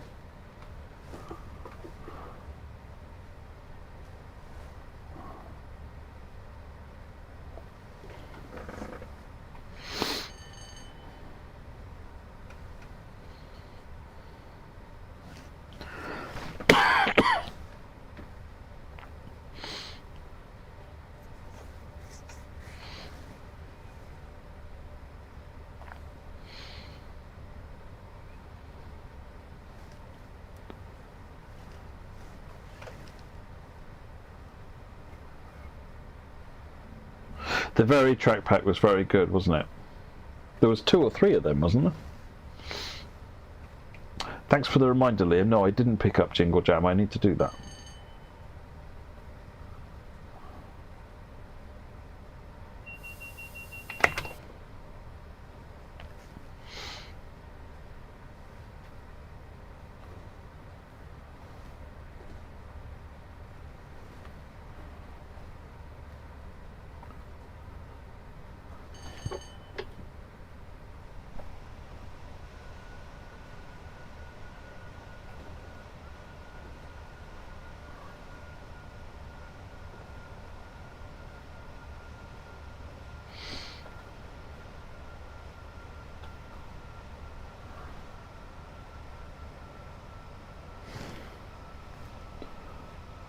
Slow down for this 80.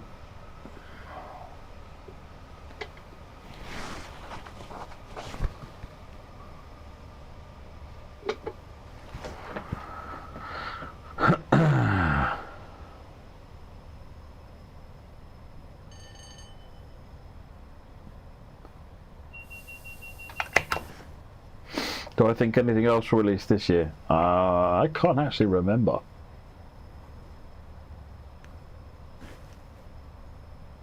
Hey, Flying Scotsman, how are you doing?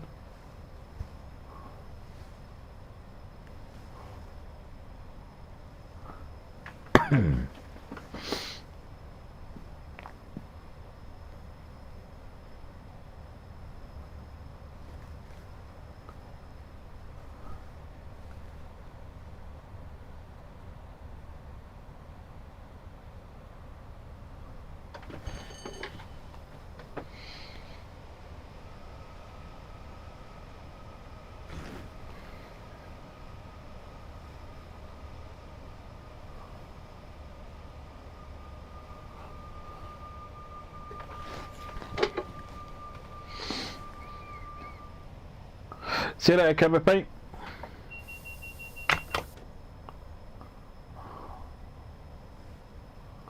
Oh, that'll run better, Liam, for sure.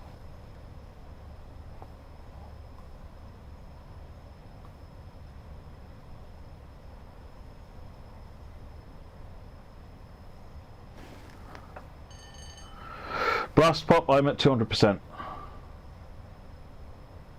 Running at 4K. Sorry, 100% running at 4K.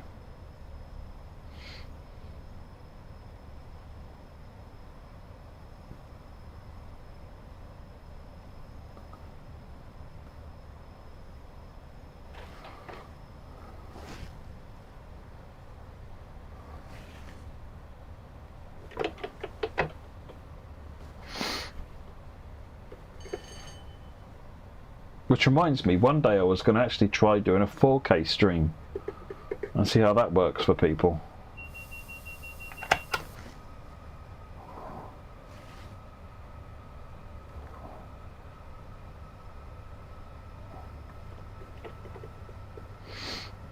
I think it's 100%.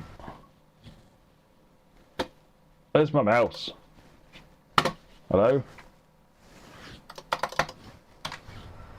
My mouse has gone for a wander. It's stuck in bottom right.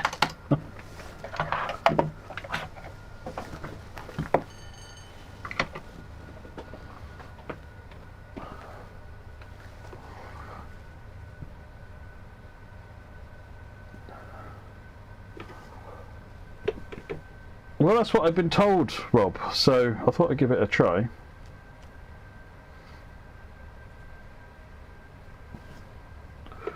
Guard mode for Long Island's not on the cards at the moment, Random Channel, but it is something that, given that we've got the scenario for it, it shouldn't be too hard to add, so I need to resurrect questions about that internally. But no, it's not on any radars at the minute.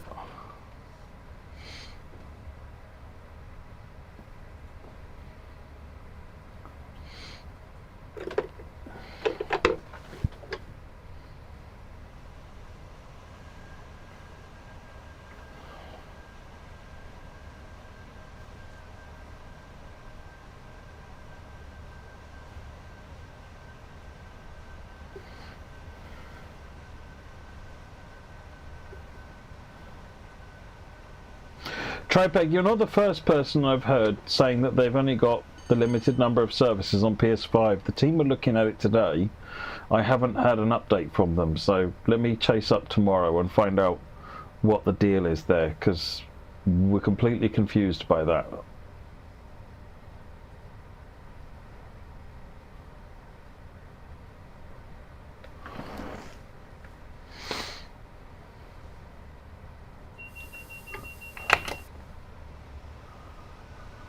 $75 limit upcoming.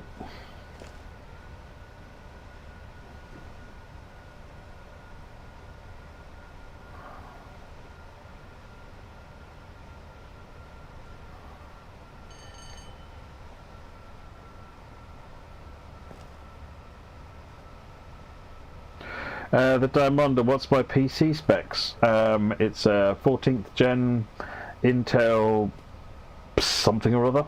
Can't remember which one it is. It's the 4080 graphics. I think it's only 16 gigs of VRAM.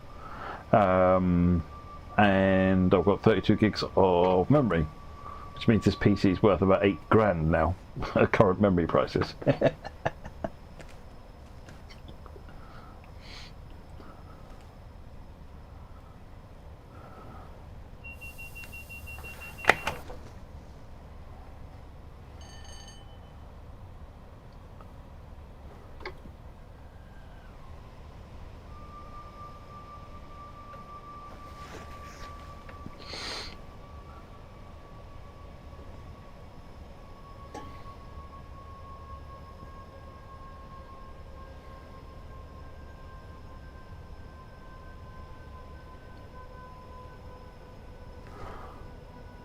Hey guys, photography, how are you?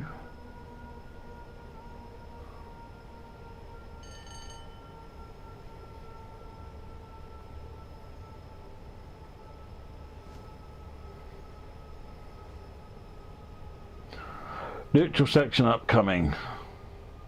Must be just the other side of Penrith. Or at Penrith.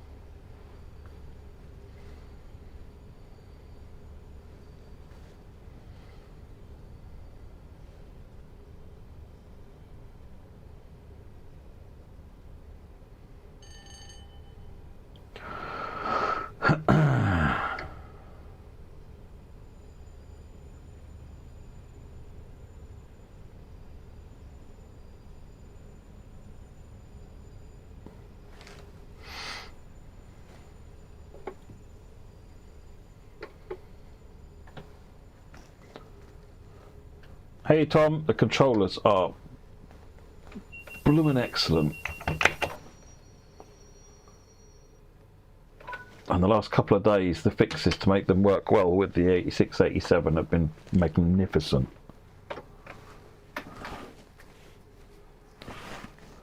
I've got a mouse again. Hey, I've got a mouse again. Right. Settings, screen. So yeah, 4K, window full screen, ultra. It is 100%. There you go. And I've got the frame limiter set at 62. Take the frame limiter off, this thing will go crazy. It does like 100 plus FPS. Which is totally pointless. The monitor's only 60 Hertz.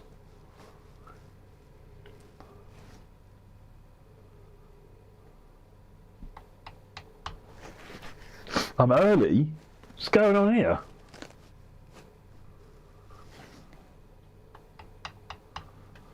Now I've got to wait. I don't want to wait. TAA is temporal anti-aliasing. Effectively what it does is it takes multiple frames and merges them together effectively to provide. So effectively, if you can imagine that you've moved and you've got other information, it uses multiple frames to provide extra insight as to the pixels that you can't see because of the resolution, and then uses that to give you a better picture. The end result is much better. It's one of the better anti-aliasing mechanics, but at low frame rate you get this ghosting problem because it's averaging over multiple frames. Tom, it depends what you mean by official support. I mean, we've added the API specifically to make it to where so that these controllers work natively without any kind of messing about. So the controllers work fluidly well. Dan has written some really good software.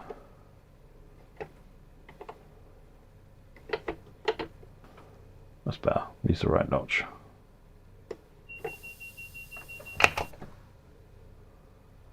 Away we go.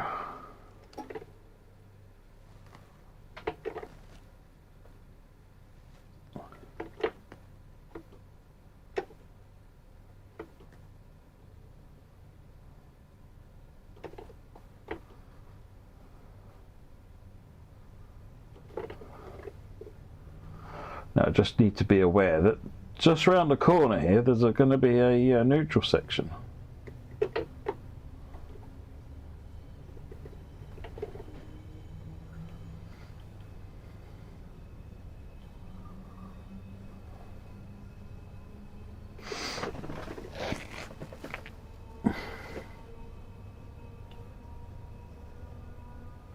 So yeah, I wouldn't imagine the support necessarily getting any more deeper than it is, other than perhaps providing, and if there's more functionality for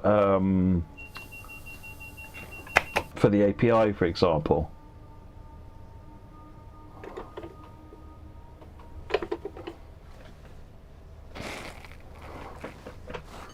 Have I seen the BBC 2 in person? Yes, I saw it at Greatest Gathering, and it was excellent. I hope I'm first in line to get one.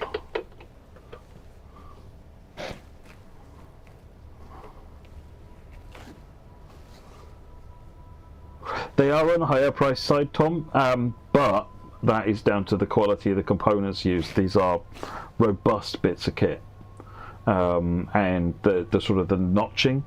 I've said this several times throughout the stream. The notching that's on these is fantastic, and it's the difference between this and something else like a rail driver.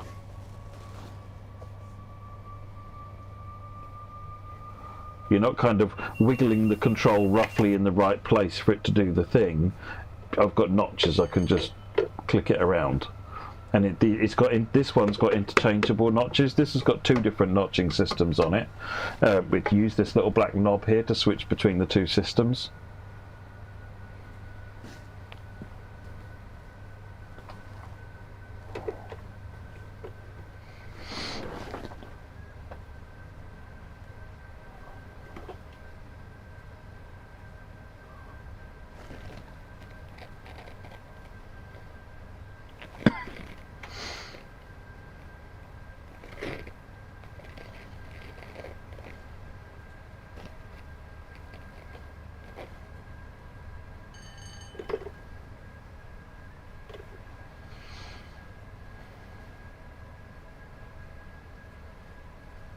Yeah, I didn't get to have a drive on the 442 because we ended up getting there so late that it was there wasn't any time left to have a drive. But I watched somebody else briefly having a drive who was a driver himself in reality, and it looked very good.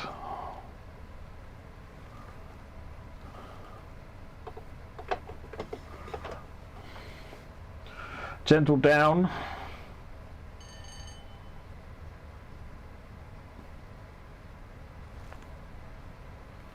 Hey Dean, how are you doing?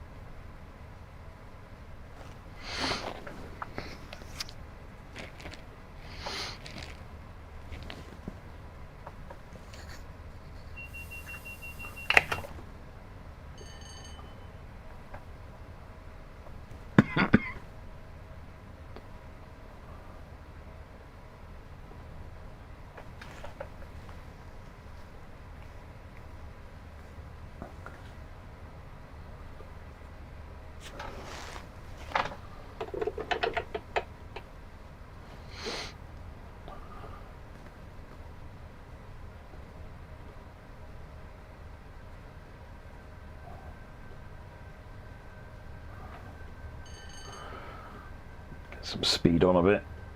We're on level running again. There we go, the blue line has appeared. That'll do. Just a gentle increase. Mate, Dean, congratulations. Round of GG's everybody for Dean. Being a dad is the best.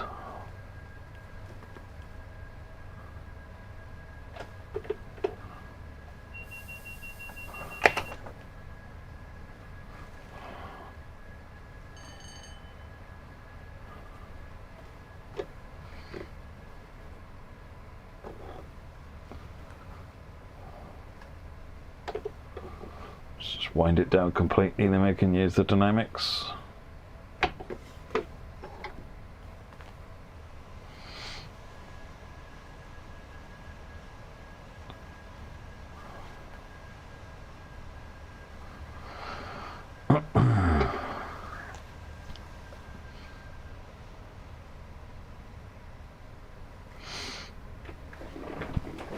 Yeah, I'm doing all right, Dean. I'm doing all right. I'm sort of getting my blood pressure under control. I had a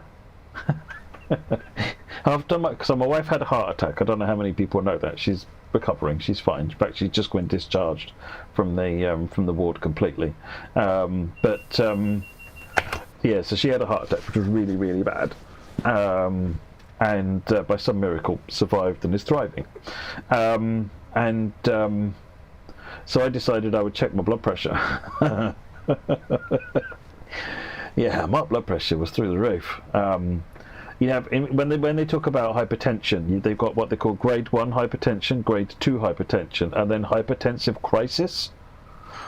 And I was well into hypertensive crisis.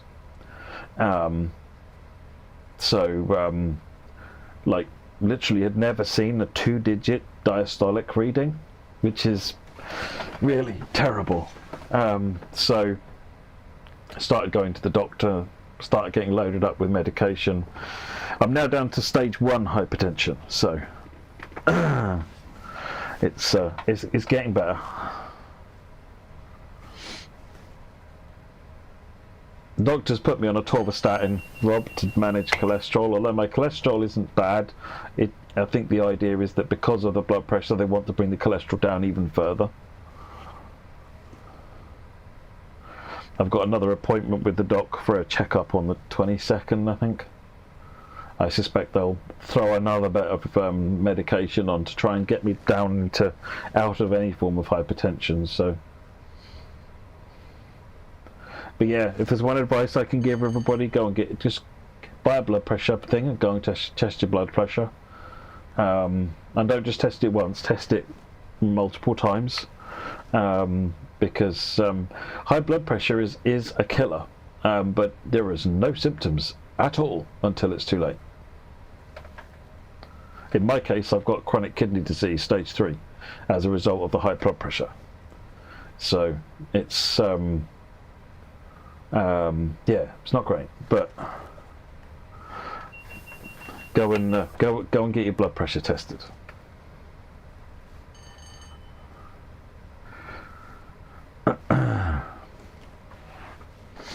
Oh, I'm fine. So, like I said, there's no symptoms at all, so that's what makes it far more deadly. Because I've probably had high blood pressure for a couple of years, which is terrifying.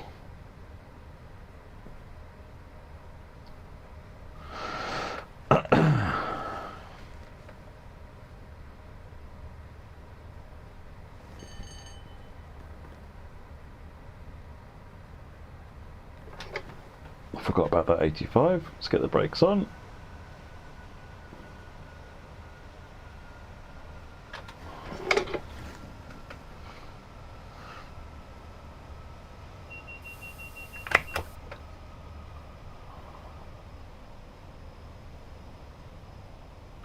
Hentis Sarita had something like that a long time ago. It's really weird, and they couldn't find anything either. Not related to a heart attack that she had. I mean, a heart attack was what they think it's what you call a SCAD, spontaneous something arterial dissection, it's really difficult to prove because it's kind of naturally healed itself. But essentially, if you imagine the artery is like an outer wall, an inner wall, and then the blood in the middle, a SCAD, the arterial dissection, is effectively where the inner wall rips and then the flap comes out and blocks the artery. Yeah. So.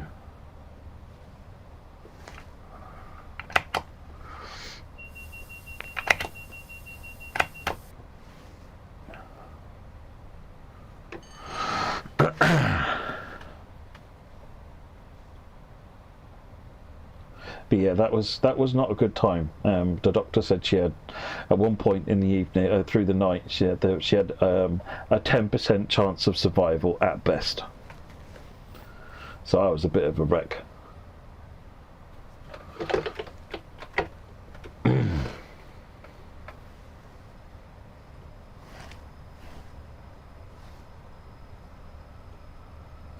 But I should have known, you know, something like that is not going to put her down.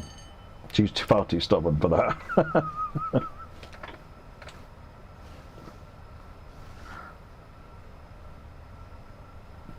Dean, I might do one more after this. I was thinking of doing the 313 next, because I want to see what that one's like.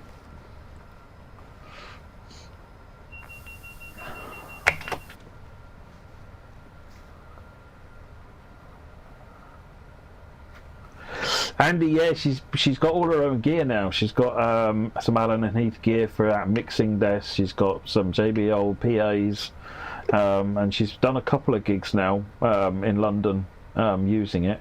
So in her element.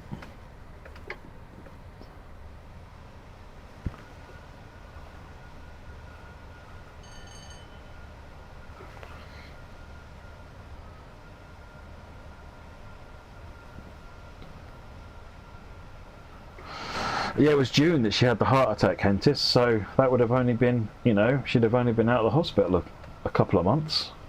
But, you know, she's recovered very quickly. Very quickly.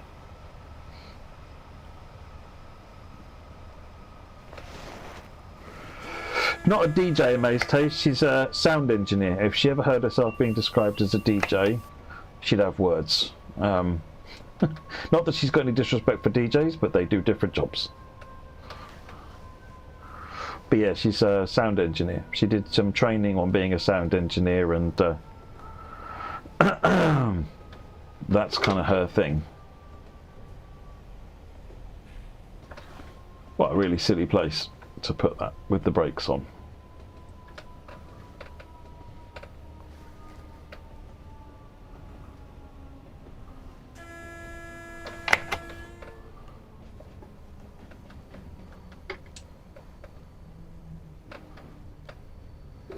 That's 20. And welcome to Carlisle. No, we didn't get neutral. I was powered down, but I was on the brakes, so.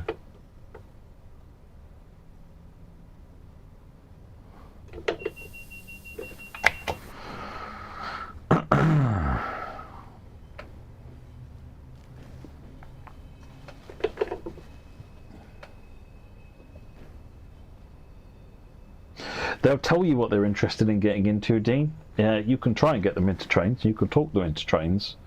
But your best bet is to listen to what they want and support that. But in the meantime, definitely try and get them into trains. You know.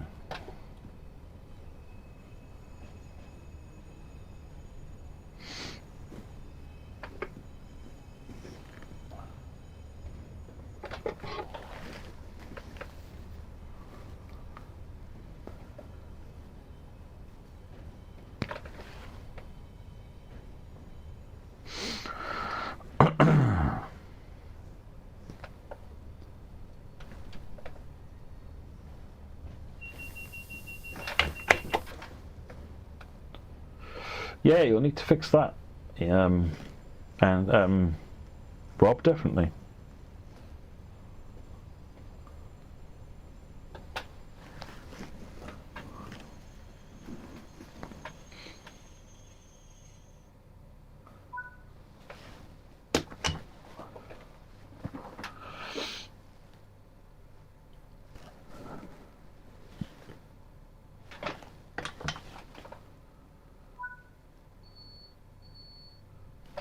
Oh, hello. Got nonsense coming on now.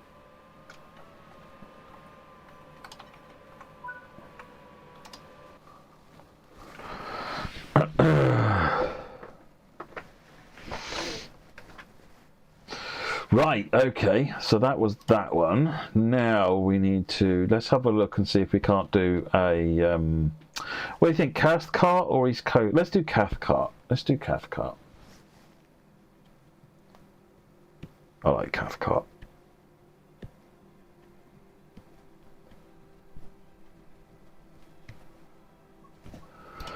Right.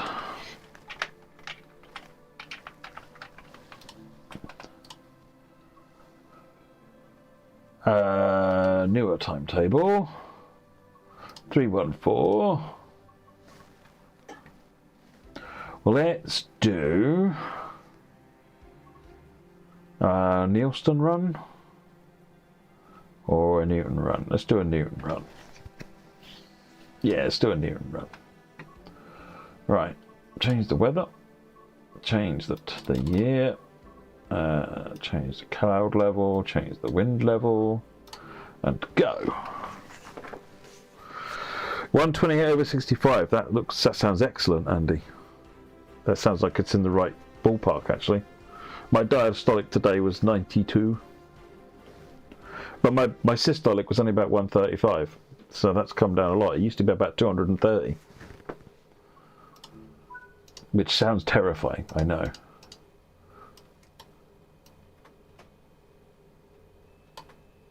Reverse forward, good. Right, I need 0 to 5. Oh, that's the notching system that I've got. I need to change this back to 3-step.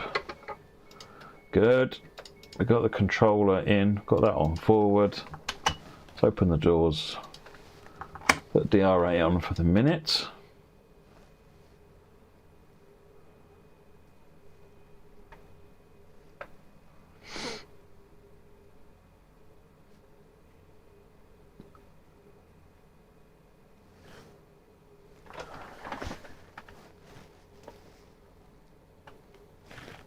I love how the lights work on this thing, it's brilliant.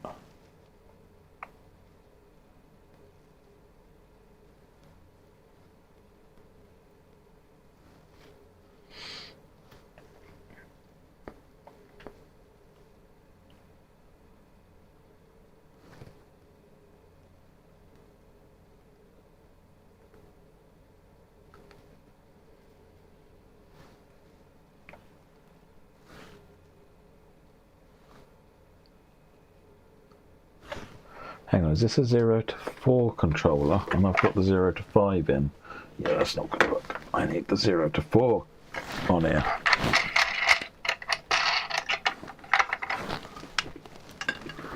Where's the 0 to 4? I think there's one in here. 7, smooth. 0, 7. Oh, there isn't a 0 to 4. Or is there? 0 to 8. 0 to 5. Oh, I thought there was a 0 to 4. Oh well, and I guess I'll use the... Let's try the 05 and see how it is.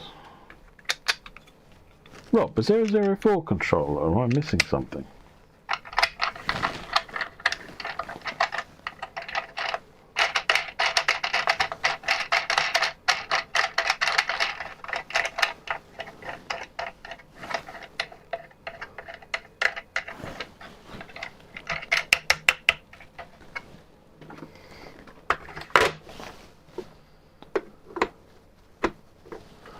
Let me just put it into neutral. Which it won't do.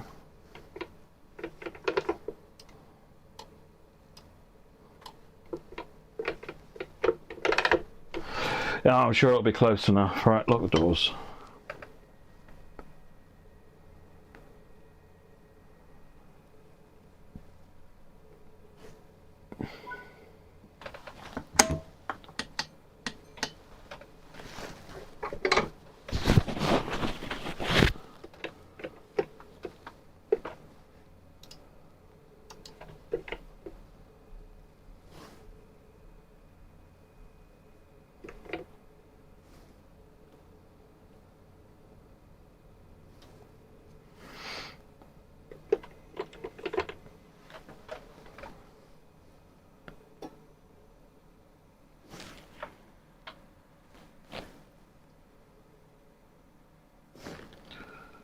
No, I've got the 0 to 5 on here.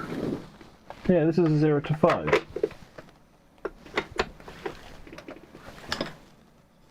0 to 8.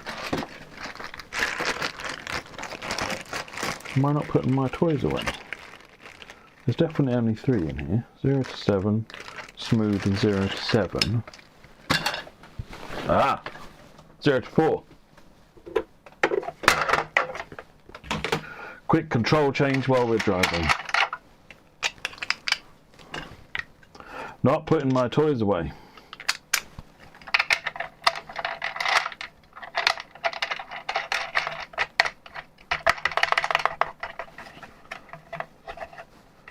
Better.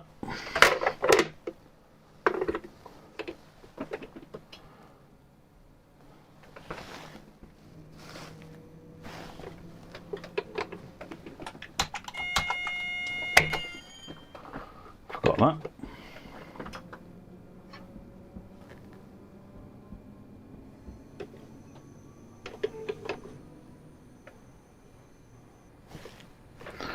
Yeah, I need to get... I've been playing around with them and not putting them back in the little baggie. Bag of toys.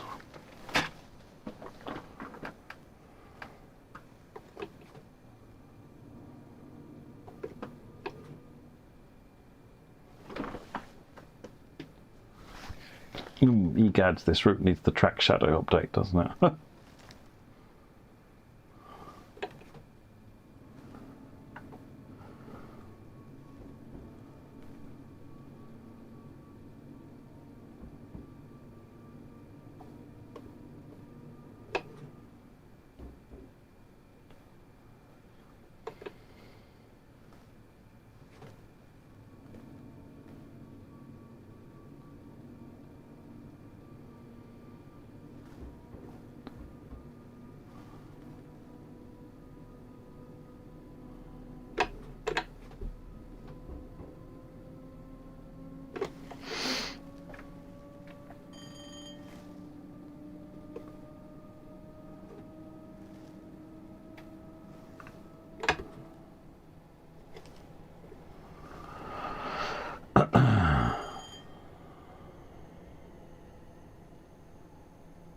So one thing I was keen to try out at some point was using the Praydog VR mod with the controllers, because that would probably be mind-blowing.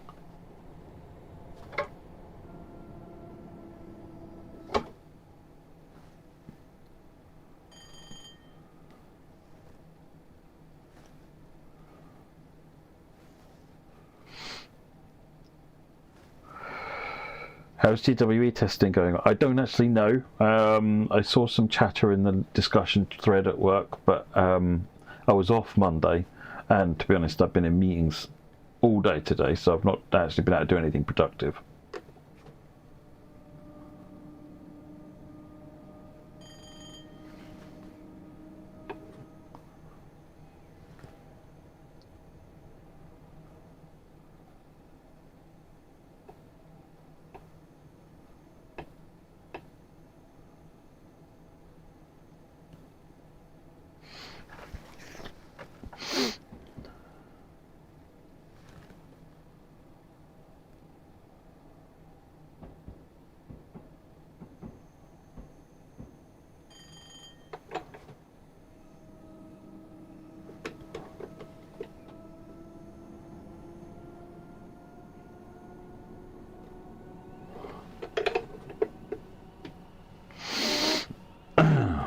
The biggest thing I like about having physical controls over using the keyboard or something like that is because you can just put it in the notch you want it into, and then when you're going fast enough you can just put it back into zero again.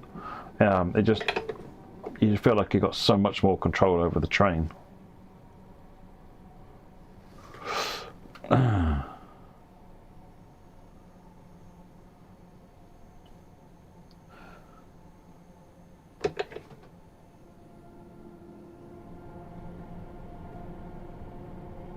Our meetings are productive, Amazed Haze, but they're just differently productive, shall we say.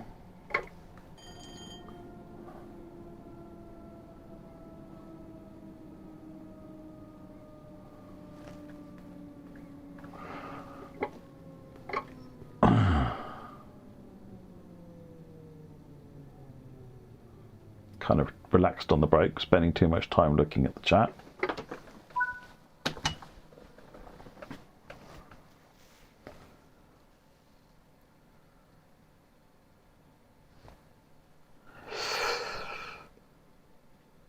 Yes, anti-clockwise round the loop first, yeah.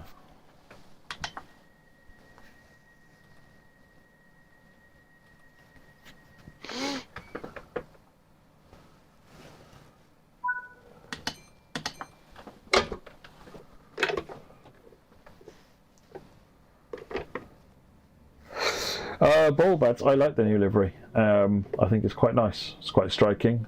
It's original. It's not copying anything. I like the fact that they haven't gone too ham-fisted on the Union flag. It could have been so much worse.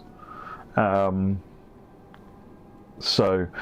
the thing that I found it quite striking when I recorded the video that the press were using was I did a shot with the train just going straight past, and you get quite a nice bouncing wavy effect of it going past. And I was like, oh, actually, that's nice. That works well. So it's I hadn't seen the shot of or the look at it of how it would work on the Desiro before today, and I quite like how it lands on there as well. So I mean, liveries are always going to be a your mileage may vary type thing, but I don't oppose.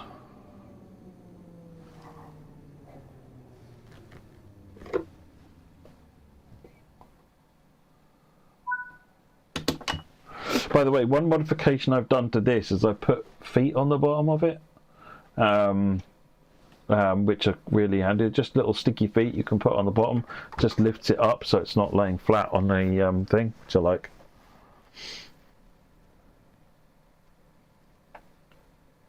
How do you mean the lack of symmetry, Bulbads? That's quite nice because it's kind of like the livery has the slash on one side, the middle car has it on both, and then it flips to the other side on there. So it's a direct copy of the spec, so of their designs.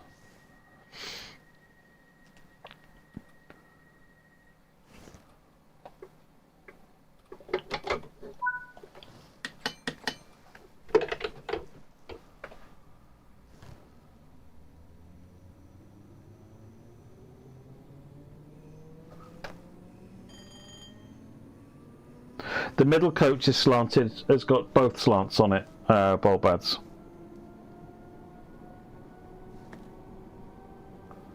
And it was a 5-car unit.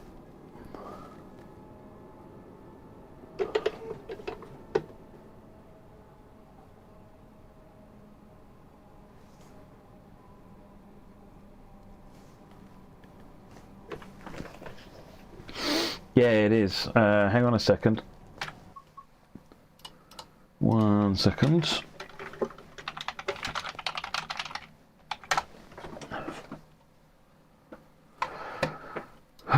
What have we got here? Images. That'll be under videos probably now.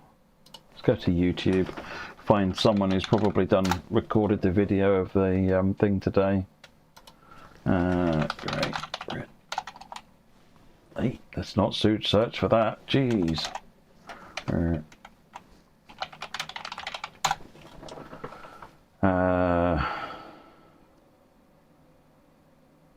Yeah.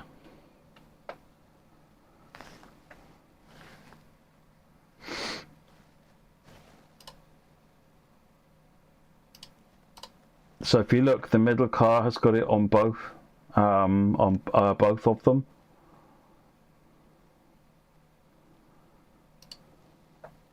Now the model only being 4-car, probably, yeah, they've missed the middle car out, whereas this one, you won't see it on that clip.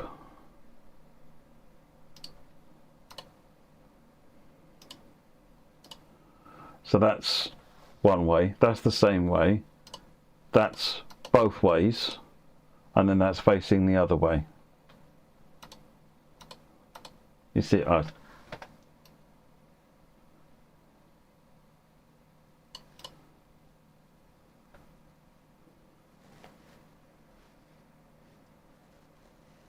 yeah, you can see this one I focused on the middle when I took this one, so you got one stripe on there and a stripe on the other side. But I like it because when you look at it this way, you can sort of see the stripe bouncing up and down, which I quite like the look of.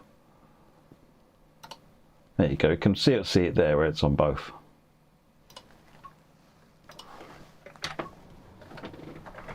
No, one of their artists did it by cutting the livery into the model, so that you get nice clean lines on it. It looks really nice in the game.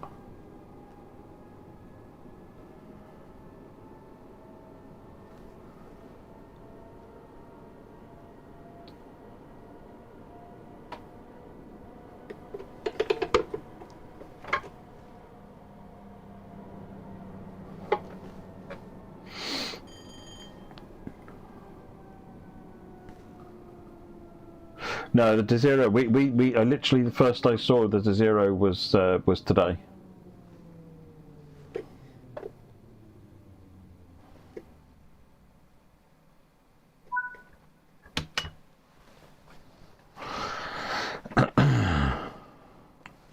Amaze taste. Far from me to comment, but probably.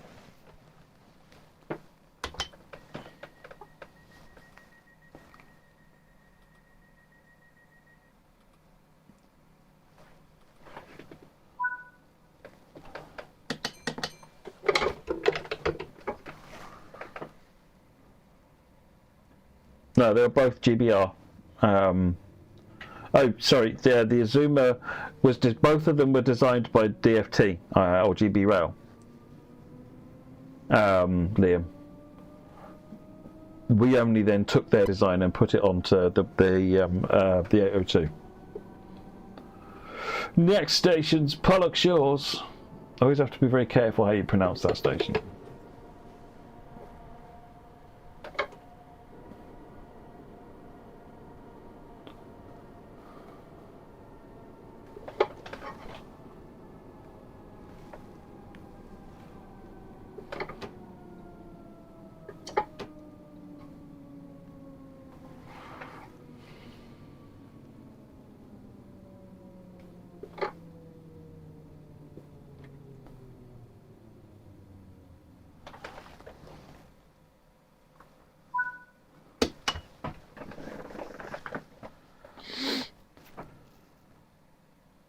Oh, the mock-ups were done by DFT, Liam.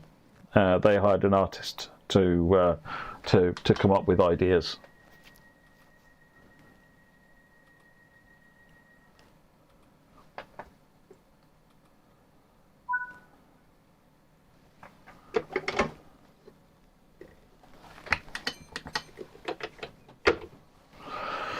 Right, Langside. I think that's the idea, Eddie. Long term, I don't think they're going to rush to repaint everything, but I think that's the idea: is that over the long term, there'll be a unified brand.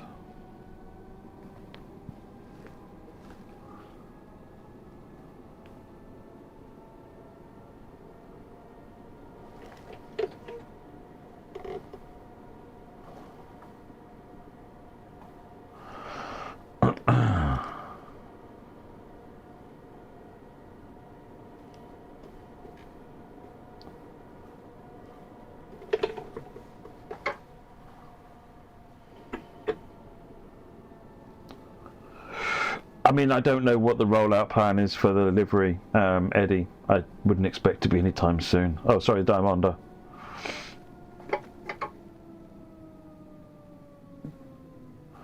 My gut feeling is you'll start seeing it on token trains first.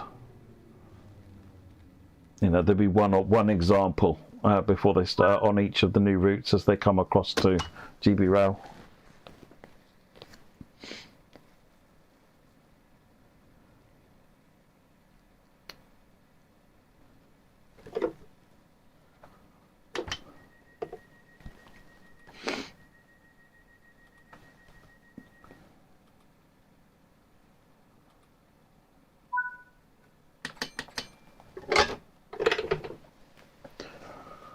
Still on a 40, but we got a 20, which I think means we're coming round the corner now. Yes.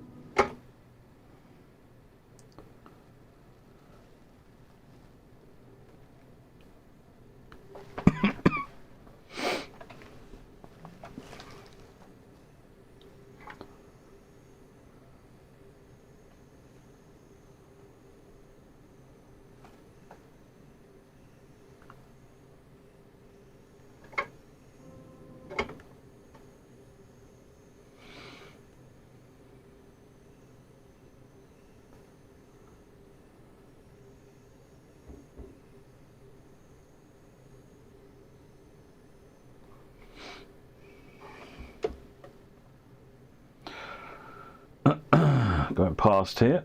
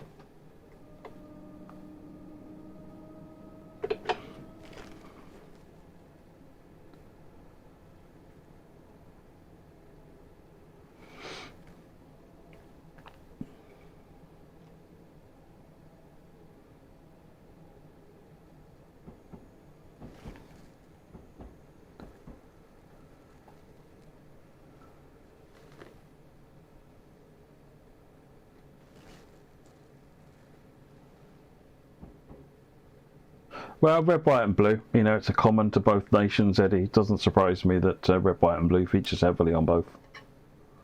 To be expected, I think.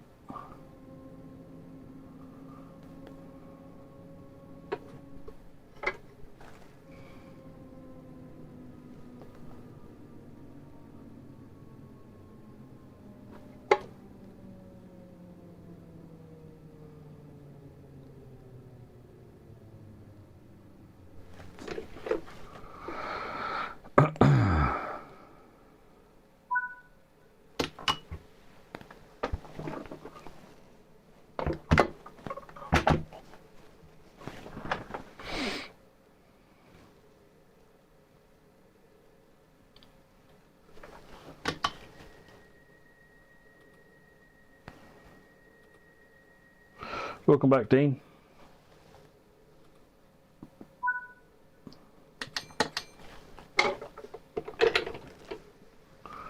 $50 now. A bit faster.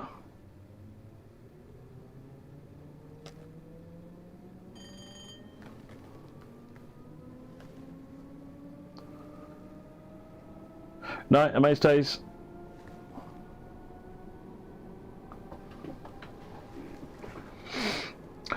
Good evening, BCB.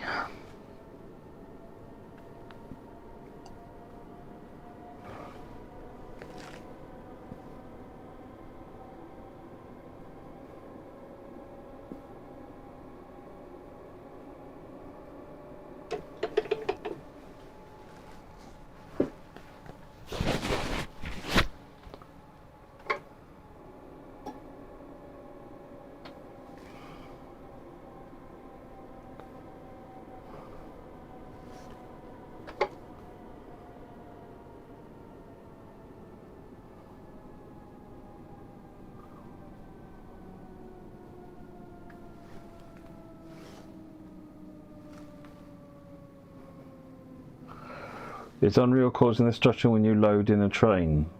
I mean, stuttering is caused by a number of different things. It would be unfair to just point to Unreal for it. I don't know the answer to that question. There's lots of different causes of stuttering. Like, for example, I haven't run this route in years, so it's quite possible, months at least. So it's quite probably there's a bunch of shader compilation going on.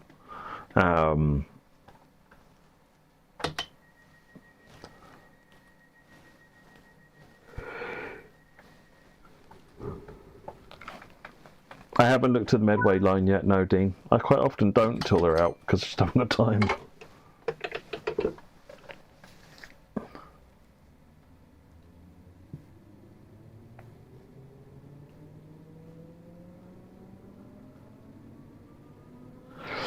No, that I'm aware of, Bulbads, no. I will ask the team tomorrow though and see if they've got anything that can be shared.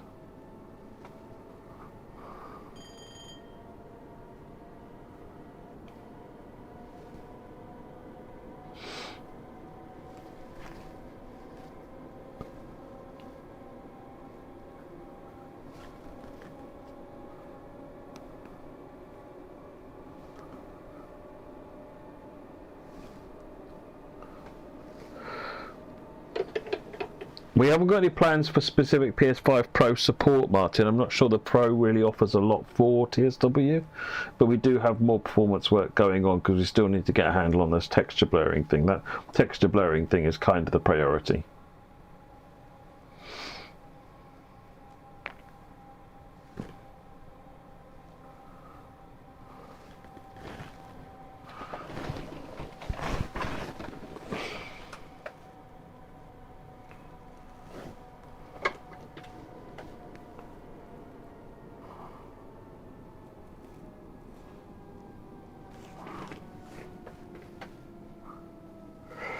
Dean, GW Remaster is, I think, finished and it's in QA. Probably a early next year release, maybe.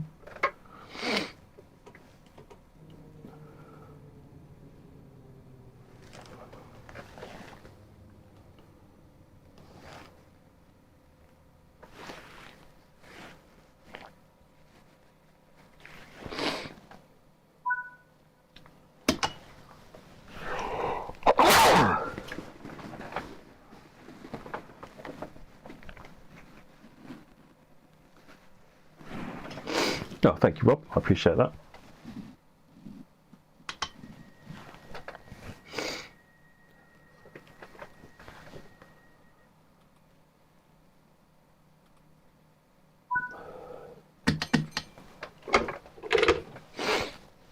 Kirkhill.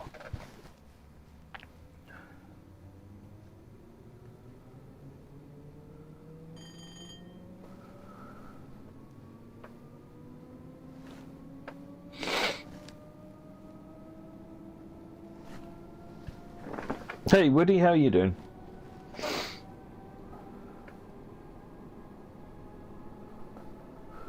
No, the 802 will be on there as one service, as like a trial service, because the route is set before the 802s really went on. But Liam did want to have it to where you could drive the 802 in the timetable, so it's there on one service doing a test run.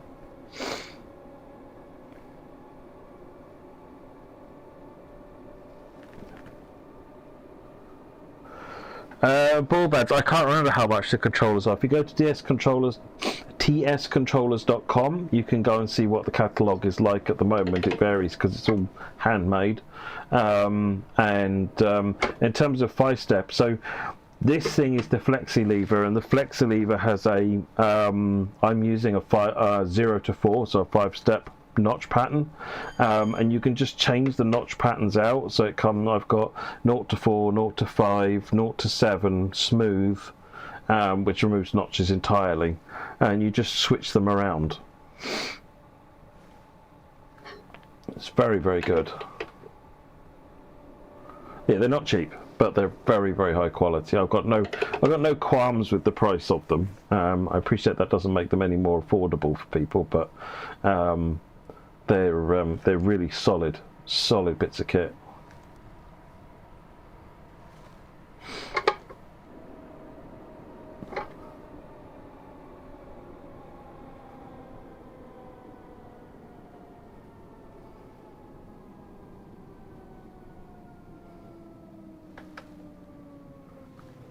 Whoops. There goes my perfect record. Are they mountable? No, but Dan is looking at some sort of a bracket system for him in the future, but they're really heavy. They don't move around on their own. They've got rubber stops on them as well. Oh no, stops perfect, wasn't it? Just perfect.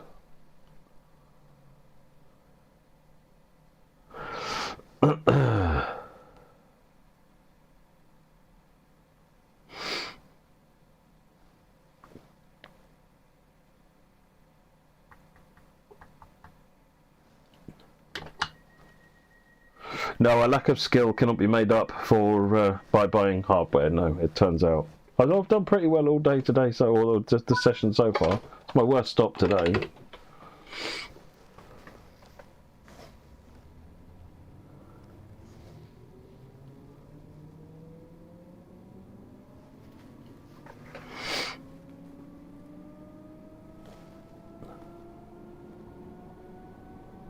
Newton, that'd be the end.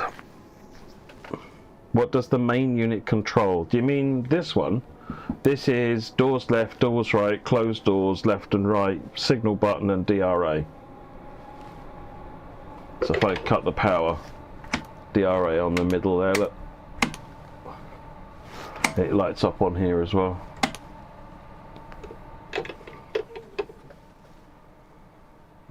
The right hand side is a flexi lever, it comes as a pair, so you have throttle and brake. This is a flexi brake, which is either a 3-step brake or a normal BR style brake. It's a selector lever.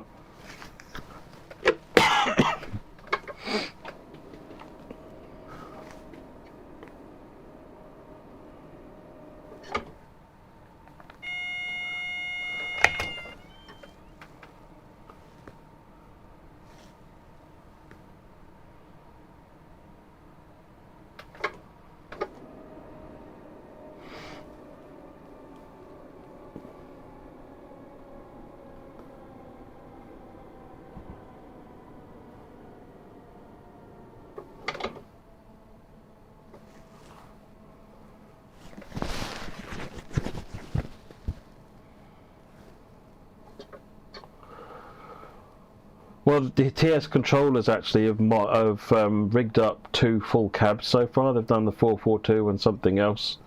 They had them both at Greatest Squads. The Loco Cab Yard, I think it is, had them both at Greatest Gathering. And yeah, they're both hooked up to TS Classic or TSW. I think they're both TS Classic. But they did that before the API, so be easier with the to do it now.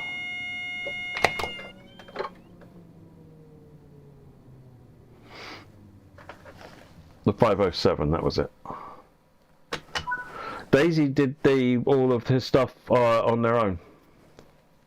Well, Daisy and Dan together basically did that, so it's not using TS controllers. They've done their own wiring.